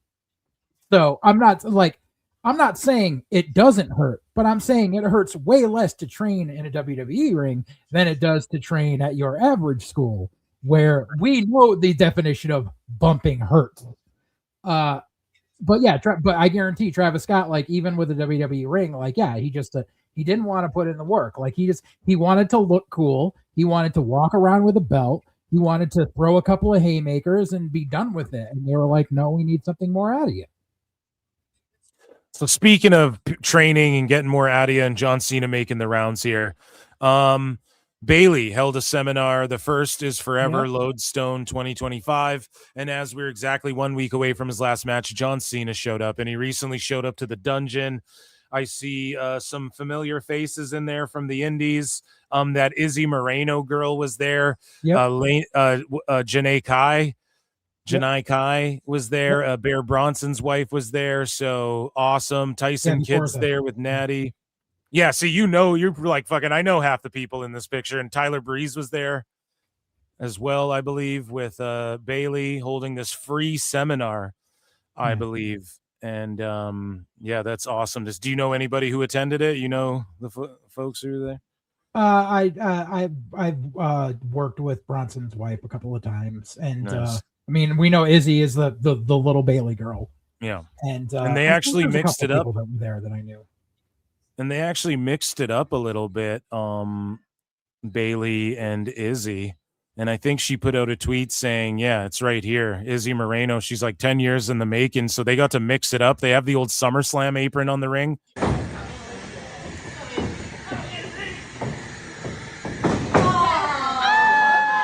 You know they are going to keep a swift eye on that little girl.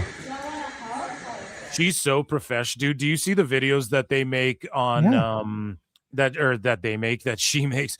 She's a they them that she makes on social media, like the way she treats the approach to going to these indie shows and trying to get a bit of a story over and all of that. I Right. know there's lots of people doing that, but she gets it young, which is going to take her a long way. Yes, hug.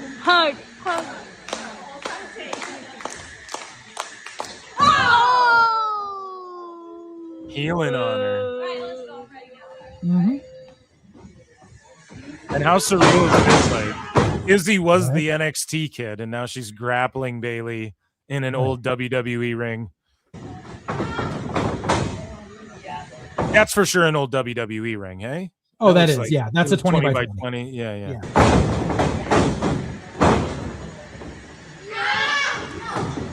you're gonna have to wait another 10 years. Stay tuned for the next chapter. 2. That's awesome. You love to see that. So John Cena continues to make his world tour here. And he was on JRE and whatnot. We have more clips from Giga Chad Van Vliet, but his WWE, it was just called like interview on WWE's YouTube channel, but he shares that he signed a 5-year ambassador role deal with WWE. So I had always said, listen, if Tony Khan was about it, he would The best guy is Tony Khan. Just throw 10 million on the table. Cena, come here One for match. one Yeah. match or whatever. If he was really about it and he had infinite bucks, but that can't happen because Cena signed a 5-year ambassador role. He even said that we'll see him on screen from time to time, but in a suit. And I'm here for that, Eric. I could see him being GM. I say make John Cena the commissioner, who comes out like old school Vince McMahon style, like he comes out once in a while, right? And he like lays down the law whenever Adam Pearce and Nick Aldis are like struggling to get shit together. They call in the commissioner John Cena or something. That would be really cool. And hopefully he can just be there to partake and transcribe like knowledge, pass it on to like the next generation and shit like that. Because they're all pre-programmed. So I said transcribe, Brian. Right. What do you think about that, John? What do you think about that, though? John Cena, net positive, him being around backstage, right? Oh, that's a great thing, and I knew it was going to happen. I knew that there was never going to be an inkling of a moment where he wasn't offered a Legends deal or something to that effect before this run was done, because every basement goblin was clamoring for like, John, come over here so they could retire you the right way. Shut the fuck up. You could say there was no chance in hell. No chance. But I don't know. I'm terrible. John Cena says he was brought to tears when CM Punk went to Saudi Arabia and apologized to the fans. I'm not Saudi Arabia. He cried? What? That just made me cry. Like, awesome. I think he meant tears of joy. Vulnerability, apology, Emotional damage. Cultures melding into each other, and then he comes out and does. No, here's the thing. He does mean tears of joy, but like, of course he's going to have Punk's back on this because he had to apologize to China for saying Taiwan was a country or whatever. And I'm not even shitting on John Cena. It's just the truth. He had one of these moments where he's like, oh, fuck, I got I should maybe say sorry for that or whatever. Yeah. It's crazy. That's fucking crazy, dude, that happened too. And now he like won't speak the language. He just quit it then. Like how funny is that? My gimmick. Like, how do you follow what I did? He came up with this crazy idea. I'm like, dude, you have to do that. And he crushed it. He absolutely just crushed it. And what a trip for him. Like, redemption, acceptance. Now he can go there wherever he wants, and he can entertain fans who are incredible over there. When we started early on, they didn't know what was going on. Now they're loud, and they pack that place, and it's a great place to perform. And they welcome him, and he welcomes them, and that's super cool. It's Phil Brooks going to Saudi Arabia.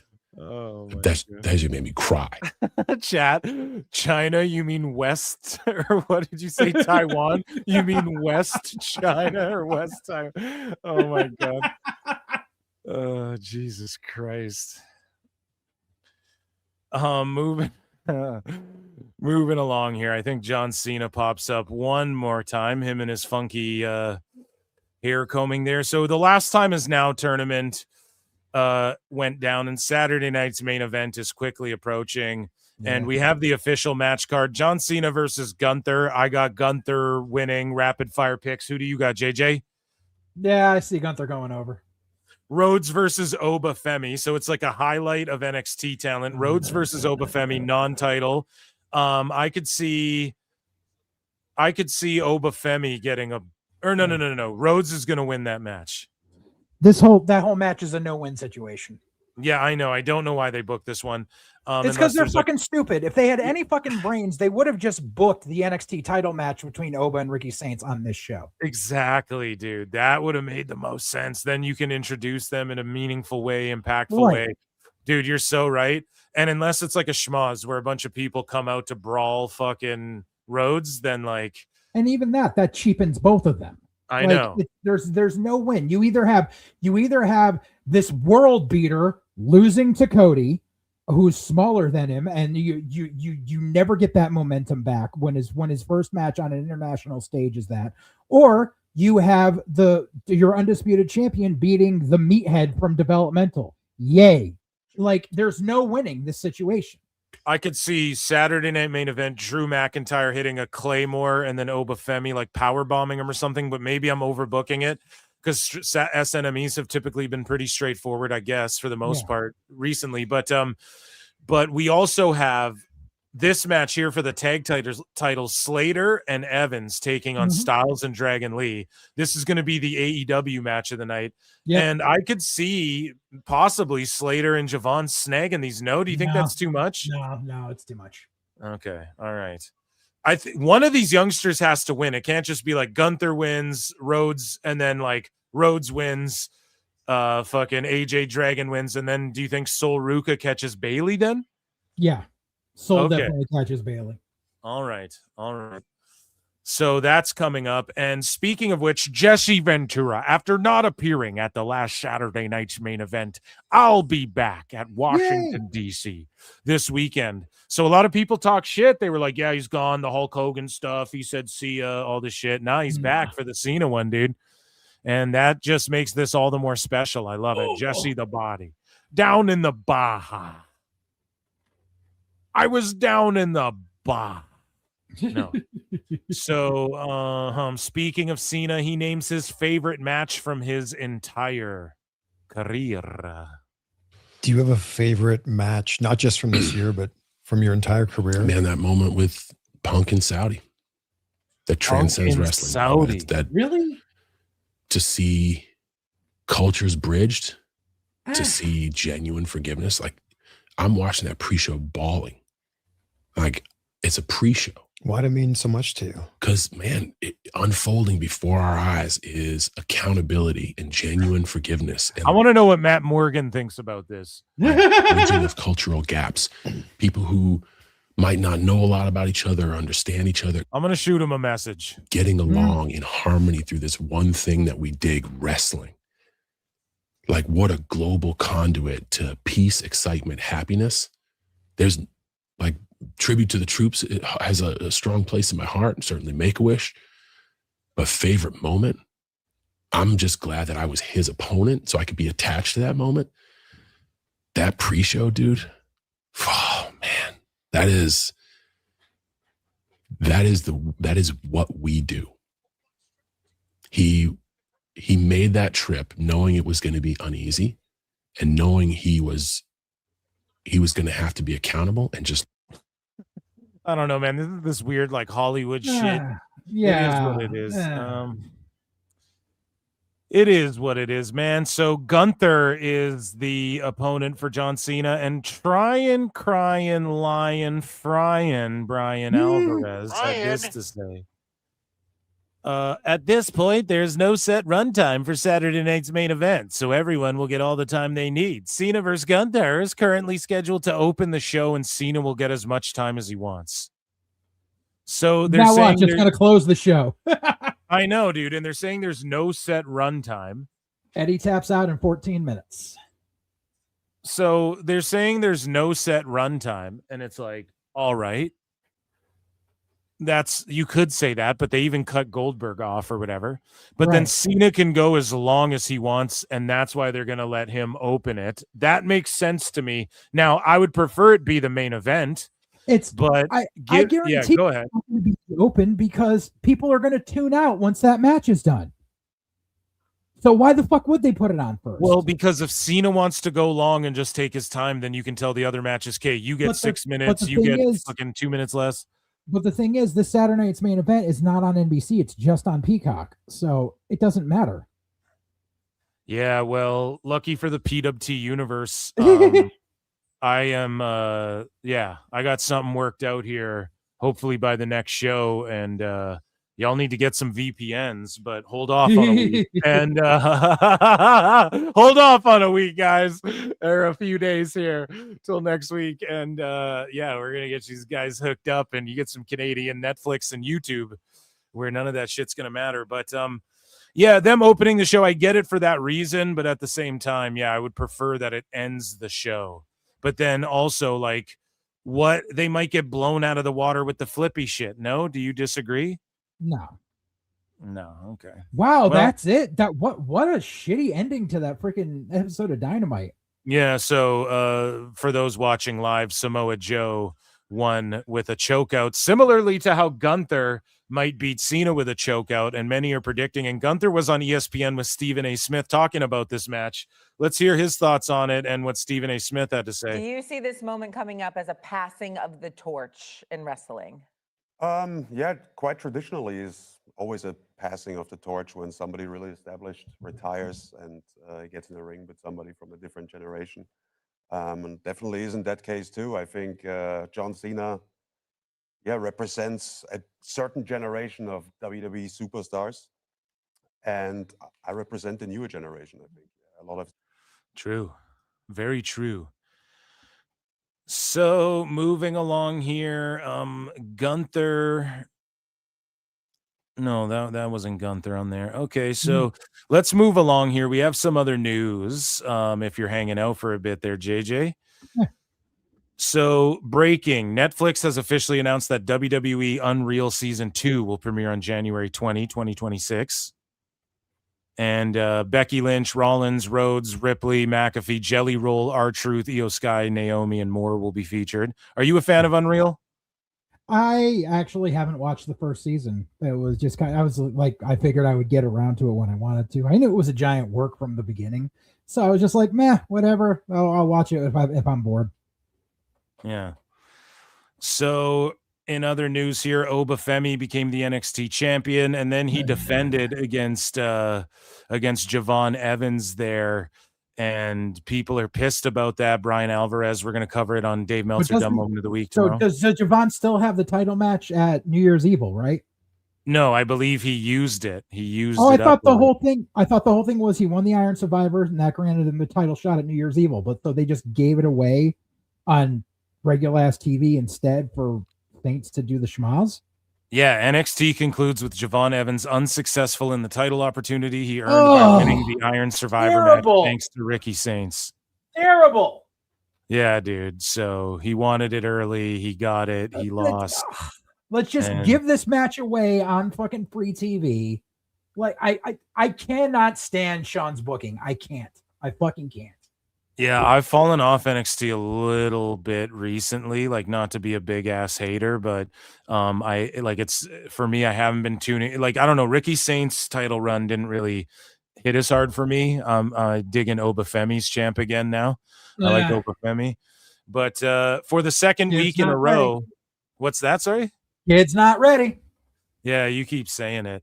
But speaking of their TV, man, so last week's NXT saw the audience dip from the prior week in the 18 to 49. Over the 18 to 49 saw an increase, Brian. So 532K, down 10% from the prior week, 0.08 in the key demo, up 14%.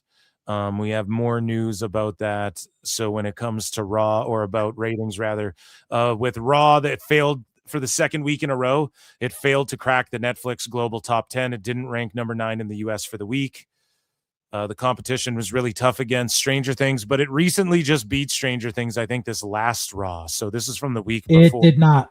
Oh, it didn't? Okay, there you go. No, because I've been keeping an eye. So unfortunately, because like I said, I've been doing that running tally every day. Unfortunately, the way Netflix has been doing their top 10 is every season of Stranger Things has been taking up slots in the top 10 because they don't count it all as one thing. So literally 5 of the top 10 slots are held by seasons of Stranger Things right now. Yeah, people just rewatching, hey? Or people binging because it's the final season. So they're catching up. Yeah, I've been watching Christmas shit. I watched Serendipity last night. John Cusack. I fucking love that movie so much, dude. It's like my favorite. It's like the only good rom-com, I swear to God. SmackDown There's last other Friday. good ones. There's a couple, man, but to me, romance movies are the shittiest and the hackiest because romance is an element in every other type of movie. There's already romance in it, so when it's just, I'm not saying they're all bad, but it's like rom-coms to me are the hackiest because there's always an element of comedy and romance in almost everything. Like even America's fucking Sweethearts. Brokeback Mountain will make you chuckle. You know what I mean? Like there's every movie out there. Titanic, there's a laugh. You can get a laugh out of Titanic, you know, like any movie. You get a laugh and you get a kiss pretty much. So anyways, SmackDown last Friday, 1.6 million, 0.24 in the key demo. And that's how the ratings have been lately. Let's see if we have any more on that. Or yes, so SmackDown and Raw taping on December 19th. 4,493 tickets distributed thus far. They're set up for 6,500. Again, it just seems like the holiday seasons, the tickets aren't booming like we've seen other years, you know. Right, but they'll end up clearing that. They'll end up clearing that by it because I guarantee what's going to happen is a lot of like, you know, early Christmas present for the kids, and you spring it on them that night. Like, so last Friday, SmackDown was down from recent weeks. We talked about the number there, and it was down from recent weeks. Sources indicate, and this is from Fightful, that they expect the WWE library to be slowly rolled out on their various YouTube channels. I mean, come on. We already fucking know that. I've already fucking told you guys. Clearly, that's what's happening. That's the smart play. It makes more sense to put it on your YouTube channel instead of, and then just sell ads on it whenever someone decides to click on it, instead of having obscure matches or fucking Raws from like 2009 that nobody's going to watch just sitting there taking up space on fucking Netflix. Like, as a fan, I get it totally. But from WWE's perspective, like, okay, let's say one person's going to watch it like a month, let's say. Well, we can still get ad revenue from that. We can't sell that to net. Like, how many people are going to watch it? It'll get its initial 10,000 views and then fucking no one cares or whatever, 60,000. And this way they can put shit on the vault and then they can rehash shit. They can upload matches individually plus full events that those same matches are already on, and then get millions of views, do these compilations and reuse shit and continue to get millions of views on each of these videos every now and then when you bring them. It's just YouTube economics, pal. I mean, everybody engages in it. TNA like rebranded themselves off the back of their YouTube channel, fucking, you know, starting to like them doing all these old TNA events, you know, pretty much they brought back the nostalgia because TNA and the nostalgia shit was getting searched up more than what Impact was doing. Impact Wrestling. That's why they switched it back to TNA. So moving along here, just in the TV realm of things, let's see, the Royal Rumble, they're currently more than, well, we'll circle back to that actually. So AAA announced their debut on Fox Live from Mexico City for January 17th, which is awesome for them. And then we saw this today here, and this number might have increased, but there are currently more than 860,000 plus people in the queue for Royal Rumble 26 in Riyadh, Saudi Arabia. So that's why I squeezed it into my title, because clearly it's fucking trending and people are Googling fucking Royal Rumble tickets right now, right? So, hey, guys, you know Sometimes what they in life say. you gotta be a hoe. So book your spot, but almost 1 million people in the queue. That's more than watch AEW and fucking TNA combined and MLW combined, bro. So and this is just the proof that, you know, it's the international audience are going to get their chance. I'm not sure if it was in one of our episodes that you were on, but me and Matt were talking about this once, where it was just like a lot of people, like everyone in Europe and everyone in like, you know, former Russia, former USSR and all that stuff who are fans are realizing it's a lot cheaper to travel to Saudi Arabia than it is to travel across the fucking globe to the US. And plus, guaranteed that the tourism bureau for Riyadh is going to be running huge deals on hotels and stuff for this, because they're really trying to boost morale and tourism for Riyadh season. So tickets for this are not going to be that, insane amount that they are in America. They're going to be a little pricey, but they're not going to be nearly as bad. I mean, if you recall back when the first Saudi show they did, that first Greatest Royal Rumble, I think you could actually get tickets for like $3 American. Obviously you had to like fly to Saudi, but that just goes to show that they're doing it like they paid for it. They know they paid for it. They're not looking to make a profit off this. They're looking for the long haul of getting the tourism dollars. Yeah, man. The corporate greed, man. No, it's in Saudi, so it's not like I was going to this Rumble anyways, though. So I don't give a fuck what the tickets are priced, but like that's crazy. That many people. There are clearly people traveling from all over the world to go to this fucking show, because and to see like Jericho's return in Saudi. Oh my god! To get from India to Riyadh, it's like probably like a 3-hour flight. Like.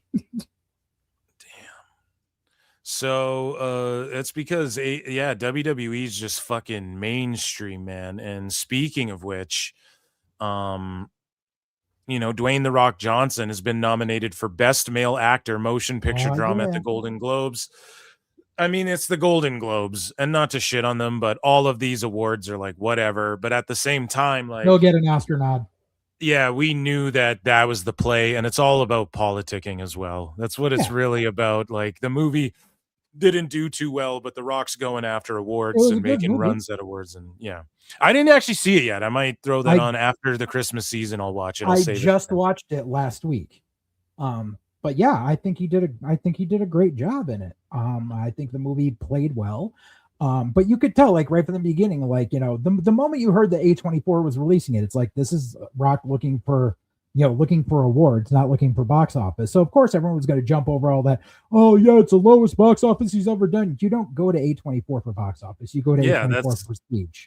Yeah, and when A24 does box office, it's like they make so much money. That's why they're doing so good now, because they budget and make their films to not do that. Like, they do it in a way like Kevin Smith. It's more indie. Yeah. They just have had bangers that have fucking hit home run grand slams for them and shit. And that's why they're able to like, okay, let's do a Rock picture. He wants an award. Team up with A24. Right. So, and $7 were the ones that footed the bill for that. So it's not like A24 took a bath on it. Yeah. And so Pluribus creator Vince Gilligan, who better than John Cena to make palatable the idea of eating human flesh, So this is his new show. And Pluribus. And this guy, Vince Gilligan, he made, or is this a new Breaking show? Bad. Well, yeah, he made Breaking Bad and all of that, and like Better Call Saul. Is this his new show, Pluribus? Yeah, I've heard about this. I haven't I've heard I don't even know what it's about. I know. Yeah, I heard the name about. I heard Pluribus as a new show, and I think I heard that Vince Gilligan was associated with it, but I haven't actually seen any trailers or anything for it. Well, John Cena's in that shit, making the best appearances. Speaking of mainstream, Cody Rhodes had Timothy Chalamet. Okay. And he's dating one of the Kardashians right now, dude. And he's as mainstream as they come. Yeah. And Timothy says, I want to go see a show at the Hammerstein. I talked to Triple H. He said it's basically impossible to make money there. He said there's one elevator you have to load everything in and out of. Yeah. Rhodes was like, he's right. And I appreciate that he gave you the logistics, because at least he was thinking about it. The other thing is, it's the worst back of house ever. God bless Manhattan Center in Hammerstein. It's open windows, freezing. There's no room for anything. So you can attest to that. Mm-hmm. So speaking it's not the 90s anymore. Yeah, dude, exactly. And it's funny how Timothy Chalamet is he's sicko enough to where he wants to see a match there, but it's got to be WWE. He ain't going to fucking GCW or AEW or whatever he's doing each other. Half a sicko. So Ashton Kutcher is apparently a huge mark for Gunther. Actor Ashton Kutcher, if you know him, and he randomly about 3 weeks ago, out of nowhere, just sends me this text. We weren't even talking about this. He just goes, the thing I like about Gunther is that it's so underplayed and simple. No effort to be cool, just violent power. And I appreciate that. And so he's someone who like is getting more into wrestling because I'm doing this podcast, but like you stood out to him. And Violent power, like Danny Masterson tried to impose over. Oh, is that a bad joke? Is that too far? I am too soon. now. Too soon. I feel like, man, you are the type of guy that I feel guys hate getting in the ring with. I'm sorry, but like Ashton Kutcher, didn't he write a fucking letter defending that dude or whatever? So No, I think he was one of the people that didn't defend him. oh, okay. Well, then I'm sorry. I retract. Come on now, I retract the cheap shot. Yeah, I'm pretty sure like him and Mila Kunis didn't defend him, and I think Topher Grace did. All right. Well, then fuck that guy. We don't. He did. Every chat saying he did. No, they're saying. Oh, he did. Okay, then maybe I'm wrong. If I'm wrong, I'm wrong. I'm sorry. So then the joke stands. It's back on. By God. No. Oh shit, man. So speaking of back on, AEW figurine here, Sean Spears AEW figure made an appearance on screen on NXT. Okay, in the Tatum Paxley backstage segment. I wonder if that's the only figure that was ever made for him. Michelle McCool says she has one run left in her. No. Yeah, I don't want to see that, dude. Do you want to see that? No. No. Like, there's certain people that were allowed to come back who can get the "You Still Got It" chant and people care about. And we already got all of them. We got Trish. We got Lita. We got Alundra Blaze. We don't need Nikki Bella. We don't need Michelle McCool. We don't need Layla. We don't need any of them. Well, speaking of don't need any of that, AJ Lee, her next. You like AJ Lee? No. AJ Lee's next WWE match is expected to be the Women's Royal Rumble next year in Saudi Arabia. This will be her first ever Rumble match. She's going to be mad she can't wear Daisy Dukes. So did she have a blow off with Becky Lynch yet? No, she hasn't. So then how the fuck? So they're gonna wait a year until. Oh yeah. No. Sorry, because that's in 26 technically, right? Sorry, January. Dummy. Yeah, they're gonna eliminate each other in the Rumble, and then they'll have the blow off match. Yeah, because I was I'm like next year. What the fuck? No. Yeah, that is next year technically. Dummy. So yeah, there you go. It'll be at the Rumble. Nathan Frazier filed to trademark Wrestling in the Spirit. Okay. Yeah. And so WXW sources, and they have a deal with Prime. So here's the controversies to close out the show here. We have controversies. So, and I'm so glad you're here, JJ, because you'd know about this. So WXW got sponsored by Prime, I believe, and people are saying that WWE's kind of like IDing them, like keeping their eyes on WXW and what they're doing. I think Tommy End, Malachi Black came from there, and sources. Yeah, so did Gunther. And sources said they would have preferred for WWE to give them a heads up about Leon Slater being on Saturday night's main event, rather than putting Slater in an unfortunate situation, as the promotion viewed this coming weekend as one of their biggest shows of the year. TNA sources spoke positively of the spot for Slater and said it was another example of the WWE TNA partnership continuing. So Fightful trying to spin that like, well, TNA sources spoke positively of the spot for Slater at WXW and said it's another example of the, they're trying to spin it as though it's a negative, but like Slater, I bet if you asked him, would way rather want to be on SNME than WXW. Yeah. So don't do the Fed bad shit. What do you make of this? Have you booked shows where guys have had to drop out for bigger opportunities, and do you get upset about it? Absolutely. So the whole thing is, because I see people, I actually commented on this earlier today or yesterday, where someone was like, contract tampering. Motherfucker, it's the indies. There are no contracts. Everything's a nod and a handshake. Like, quite literally, like, with the exception of like a few guys in MLW, no one's under contract to shit. It is per diem. It is, it is a verbal agreement. And I'm sure that because WWE is using Leon Slater for this, I am sure they are going to send someone over there that will be a big surprise, that will pop the house. And, 5 days from now, that's all people will be talking about that WXW show. Maybe Ludwig. I'd say they probably send someone like, maybe, I don't know, maybe Nakamura will show up. I don't know. They'll do something. But as far as like, yeah, like we've had the pooch screwed on us a few times. Literally one of the hardest things for us back in Defiant, well, our Defiant, not what's around now. So in 2006, we started using someone because they were going to college at UConn and playing football there, but they were a second generation wrestler, and they got brought in by a couple of guys that were working for us, and the guy got super over to the point where Mike said, "This guy is so over, I'm putting our title on him." And 3 weeks after we put our title on him, he got signed by WWE. That was Appa Jr., also known as Manu. So we literally had to vacate our belt and do some shit a month later to be like, our champ ain't here. He got signed and he's never coming back. Like, yeah. So we had to deal with it. You roll with the punches. You learn how to book on the fly. Yeah, it's crazy that they did. Like, this happens to indies all the fucking time. Brett Lauderdale, GCW owner, founder. Did he found GCW? Yeah, he was a ref for Combat Zone, and then he used some money that he came into to found GCW. Yeah. So he says, when you book a contracted talent, you do it with the understanding that the talent can be pulled at any time for any reason or no reason. In this case, it's inconvenient, but you have to be thrilled for Leon and realize he will now be that much more valuable when he returns. Right. Exactly. And then Hurricane Helms piped in and went, I booked Ricochet for Omega some years back, but then a PWG date opened for him and he wanted to do that one. I understood completely. No harm, no heat. Card subject to change, as they say. Card subject to change. Exactly. Yep.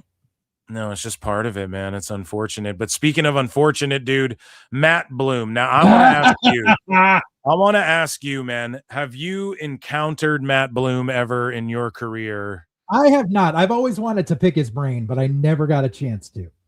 So have you heard stories from some of the boys like, yeah, he's done sicko shit. He's whatever. Like, you know, there was at one point Bill DeMott like stink-faced people and pulled his dick out, or no, I'm just, I don't know if he did that. Bill DeMott did bully some of the guys that were acting a fool. Yeah. Right. So, allegedly. This is all alleged, by the way. So Matt Bloom, you know, he's accused of showing explicit videos behind closed doors. So again, it was a Sarah Stock story. He accidentally sent a fucking dick pic video or something to the wrong. He sent it to a female trainer instead of who he was intending to send it. So yeah, Sarah Stock again, man, the sicko of the week. We're gonna give her the fucking sicko of the year award, maybe, dude. I don't know, man, but you know, she's in this argument with QT Marshall. So we covered that in AEW news. If you're listening to this in clip form later, time cap. Basically what happened was QT Marshall mixed it up with Sarah Stock and was accused of knowing about corruption and shit like this, right? And so shortly after she blasted QT in AEW, she starts trashing Matt Bloom. Now, I'm on the side of, I think Sarah Stock's losing her fucking mind, and she just got a blue check like a week ago, and she's just going off on everybody, trying to go viral, trying to get invited on these wrestler podcasts. You're starting to see more wrestlers see these pods. I think that she thinks that this is a way of fucking trying to expose everyone's dirt and being shitty towards everyone in the business. Like, why burn bridges everywhere? She's trying to go fucking viral. No, I mean, no, it's because that's what everyone seems to be jumping on right away. I just see it as, number one, she's retired, so she really doesn't care. I think it's just because she spoke up about the shit in AEW and people came after her. And I think she just chose to make it a social experiment and be like, you know something? I've got stories of shit that happened in TNA and WWE too, so I'm gonna put those out there too. And let's see how many people attack me for this shit. I think that's just what she's doing. Like, am I condoning, like, you know, am I, you know, saying that what she's saying is 100% true about what happened with Bloom? No, because I wasn't there. However, I can see how that's a mistake that would have happened, and in which case I'm not condoning Matt Bloom at all. That's, you know, I understand, you know, some of the old school guys, like, especially in the business, like, they love sending clips like that to each other. I don't understand why, but, and okay, you texted it to the wrong person. Right. So what happened was Sarah Stock said, how about the time Bloom accidentally sent Amato a video of a dick smacking a woman's face. Yeah. How about he closes the door? A dick smacking a woman's face. Jesus. Right. You Christ. what? It was probably like a fucking meme video of teabagging or something. And yeah, he accidentally sent it to Sarah Amato, who is Claudio's wife. Yeah. Instead of sending it to one of the other trainers. Like, yeah. Yeah, dude. So how about he closes the door to his office to show me the video so we can laugh about how funny it was? Granted, it was funny. So she's saying it was funny. Exactly. She's like, I saw it. It was funny. I'm one of the boys. Like, that's all she's saying. Yeah, like, yeah, I had a relative show me a fucking video that I didn't expect, but it was like these naked runway dudes, but they were doing like a naked fashion show with their dicks out and they were twirling their dicks. And she thought, and it was an older relative of mine, and she thought it was so funny and it caught me off guard so badly. I was like, what the fuck? And she was laughing so hard at these dudes like swinging their giant dicks around or whatever. I don't know. It popped me that they thought this video could be so funny. And the idea of like, look at this old woman like popping to dick videos on the internet, you know? I think, you know, I'm not saying this was fucking, I don't send dick videos to anybody, but I'm just saying, like, yes, you're right about old school folks. I think they don't give a fuck. And back in my training days at the fucking dojo, dude, Jason Knight would hound me all the time because at the time my day job was I managed an adult video and bookstore that was part of a chain around here. And Jason Knight would hit me up all the time. Do you have do you ever come across like extra things like the Swedish erotica and things? Like, he was always hitting me up for like free porn all the fucking time. He wouldn't shut up about. I really liked the back in my day, shaved was very taboo, so you didn't see it a lot. I'm like, bro, I don't need this conversation. Yeah. So here's the thing. She's like, it was funny, but it's like she's just melting down, and who knows if this even actually happened. Right. Like, I think the lesson from this is don't send dick videos, folks. I think that's crossing a line. I would just never do that. My dick or anyone else's dick would never get fucking sent to someone on the internet. Or like ever. That's just crazy, But she says, granted, it was funny. Oh ho ho. Claudio was pissed. I'd just rather watch Korn on my own time. Right. And Claudio was pissed about it. So see, Claudio's like, what the fuck are you doing, man? Yeah, are you sending my wife shit? Is that his wife? Yeah, that Sarah Amato, Sarah Del Rey. Oh wow, so that's Claudio's wife? I did not know that. Yeah. Yeah, I would be pissed then too. If I was Claudio, like, I would be fucking angry as fuck. I didn't realize she's like a married woman and shit. I don't know. Yeah, now the situation is a little different now. So he's sending it to dudes he works with, wives. That might be terribly uncalled for. So how many more of the boys know what a funny incident was if I know about it? Agreed. At the time, it was head coach of NXT, head of women's division of NXT, and NXT coach. Yeah, I don't know, man. It's hard to decipher like what's real and what isn't when it comes to her. She's been really losing her fucking mind. You know, I agreed with all the shit she was saying about Bruce Pritchard. So, yeah, man. Jesus. And this, of course, was all Sarah Stock saying shit. This isn't anything. This is all just stories being told, allegedly. And allegedly, that, ladies and gentlemen, was WWE.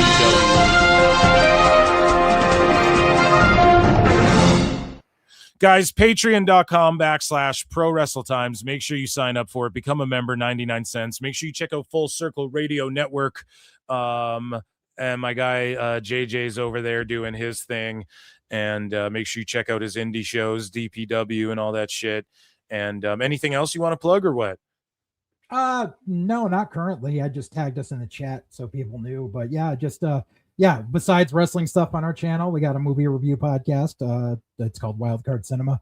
And we also do some watch along stuff there. That goes under the name Cinematic Jackass. We've got episodes of both of those filming later next week.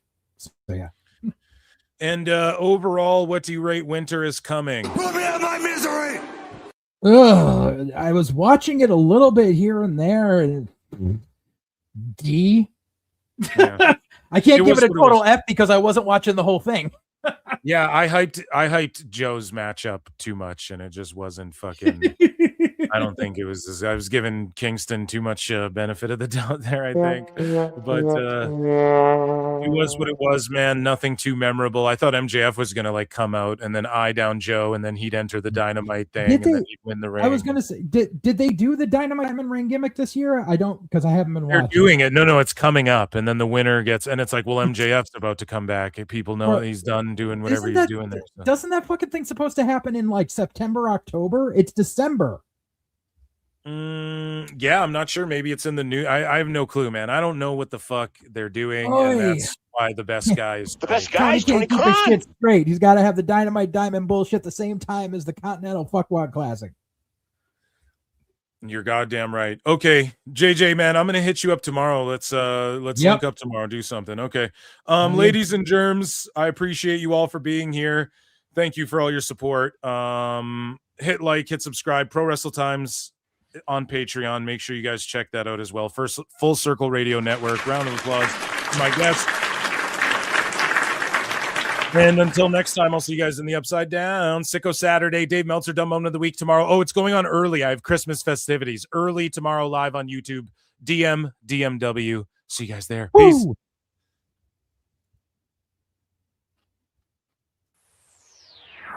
I look and see it's not just me. Jeff, why do you insist on doing this dumb internet shit on TV? I look and see it's not just me. This place is a fucking joke, man. You're a clown. I quit. So many of us have stood where I stand. We are the young, so raise your hand. So many of us have stood where I stand. We are the young, so raise your hand. We call us problem child. We spend our lives on trial. We walk an endless mile. We are the youth gone wild. We stand and we won't fall. We're one and one for all. The writing's on the wall. We are the youth gone wild. No. It doesn't make logical sense, but it makes. Well, yes, of course. But it makes wrestling booking sense. Of course, this makes no sense. Of course, okay, it makes no sense. However, in pro wrestling booking, which often makes no sense, you would do that. It's about making money. It's not about anything else. Wrestling's always been about making money first and foremost. That's it. I look and see it's not just me. Last weekend was the greatest weekend in AEW history. This is the greatest week. I look and see it's not just me. Security, my safety, my life was in danger at a wrestling show. So many of us have stood where I stand. We are the young, so raise your hand. So many of us have stood where I stand. We are the young, so raise your hand. We call us problem child. We spend our lives on trial. We walk an endless mile. We are the youth gone wild. We stand and we won't fall. We're one and one for all. The writing's on the wall. We are the youth gone wild. We call us problem child. We spend our lives on trial. We walk an endless mile. We are the youth gone wild. We stand and we won't fall. We're one and one for all. The writing's on the wall. We are the youth gone wild. Get wild! Yeah! If you're familiar with how we do things often here on these Wednesdays, it's a lot like one of my favorite movies, Time Cop. What? Fuck you. Fuck you. Yeah! God damn it.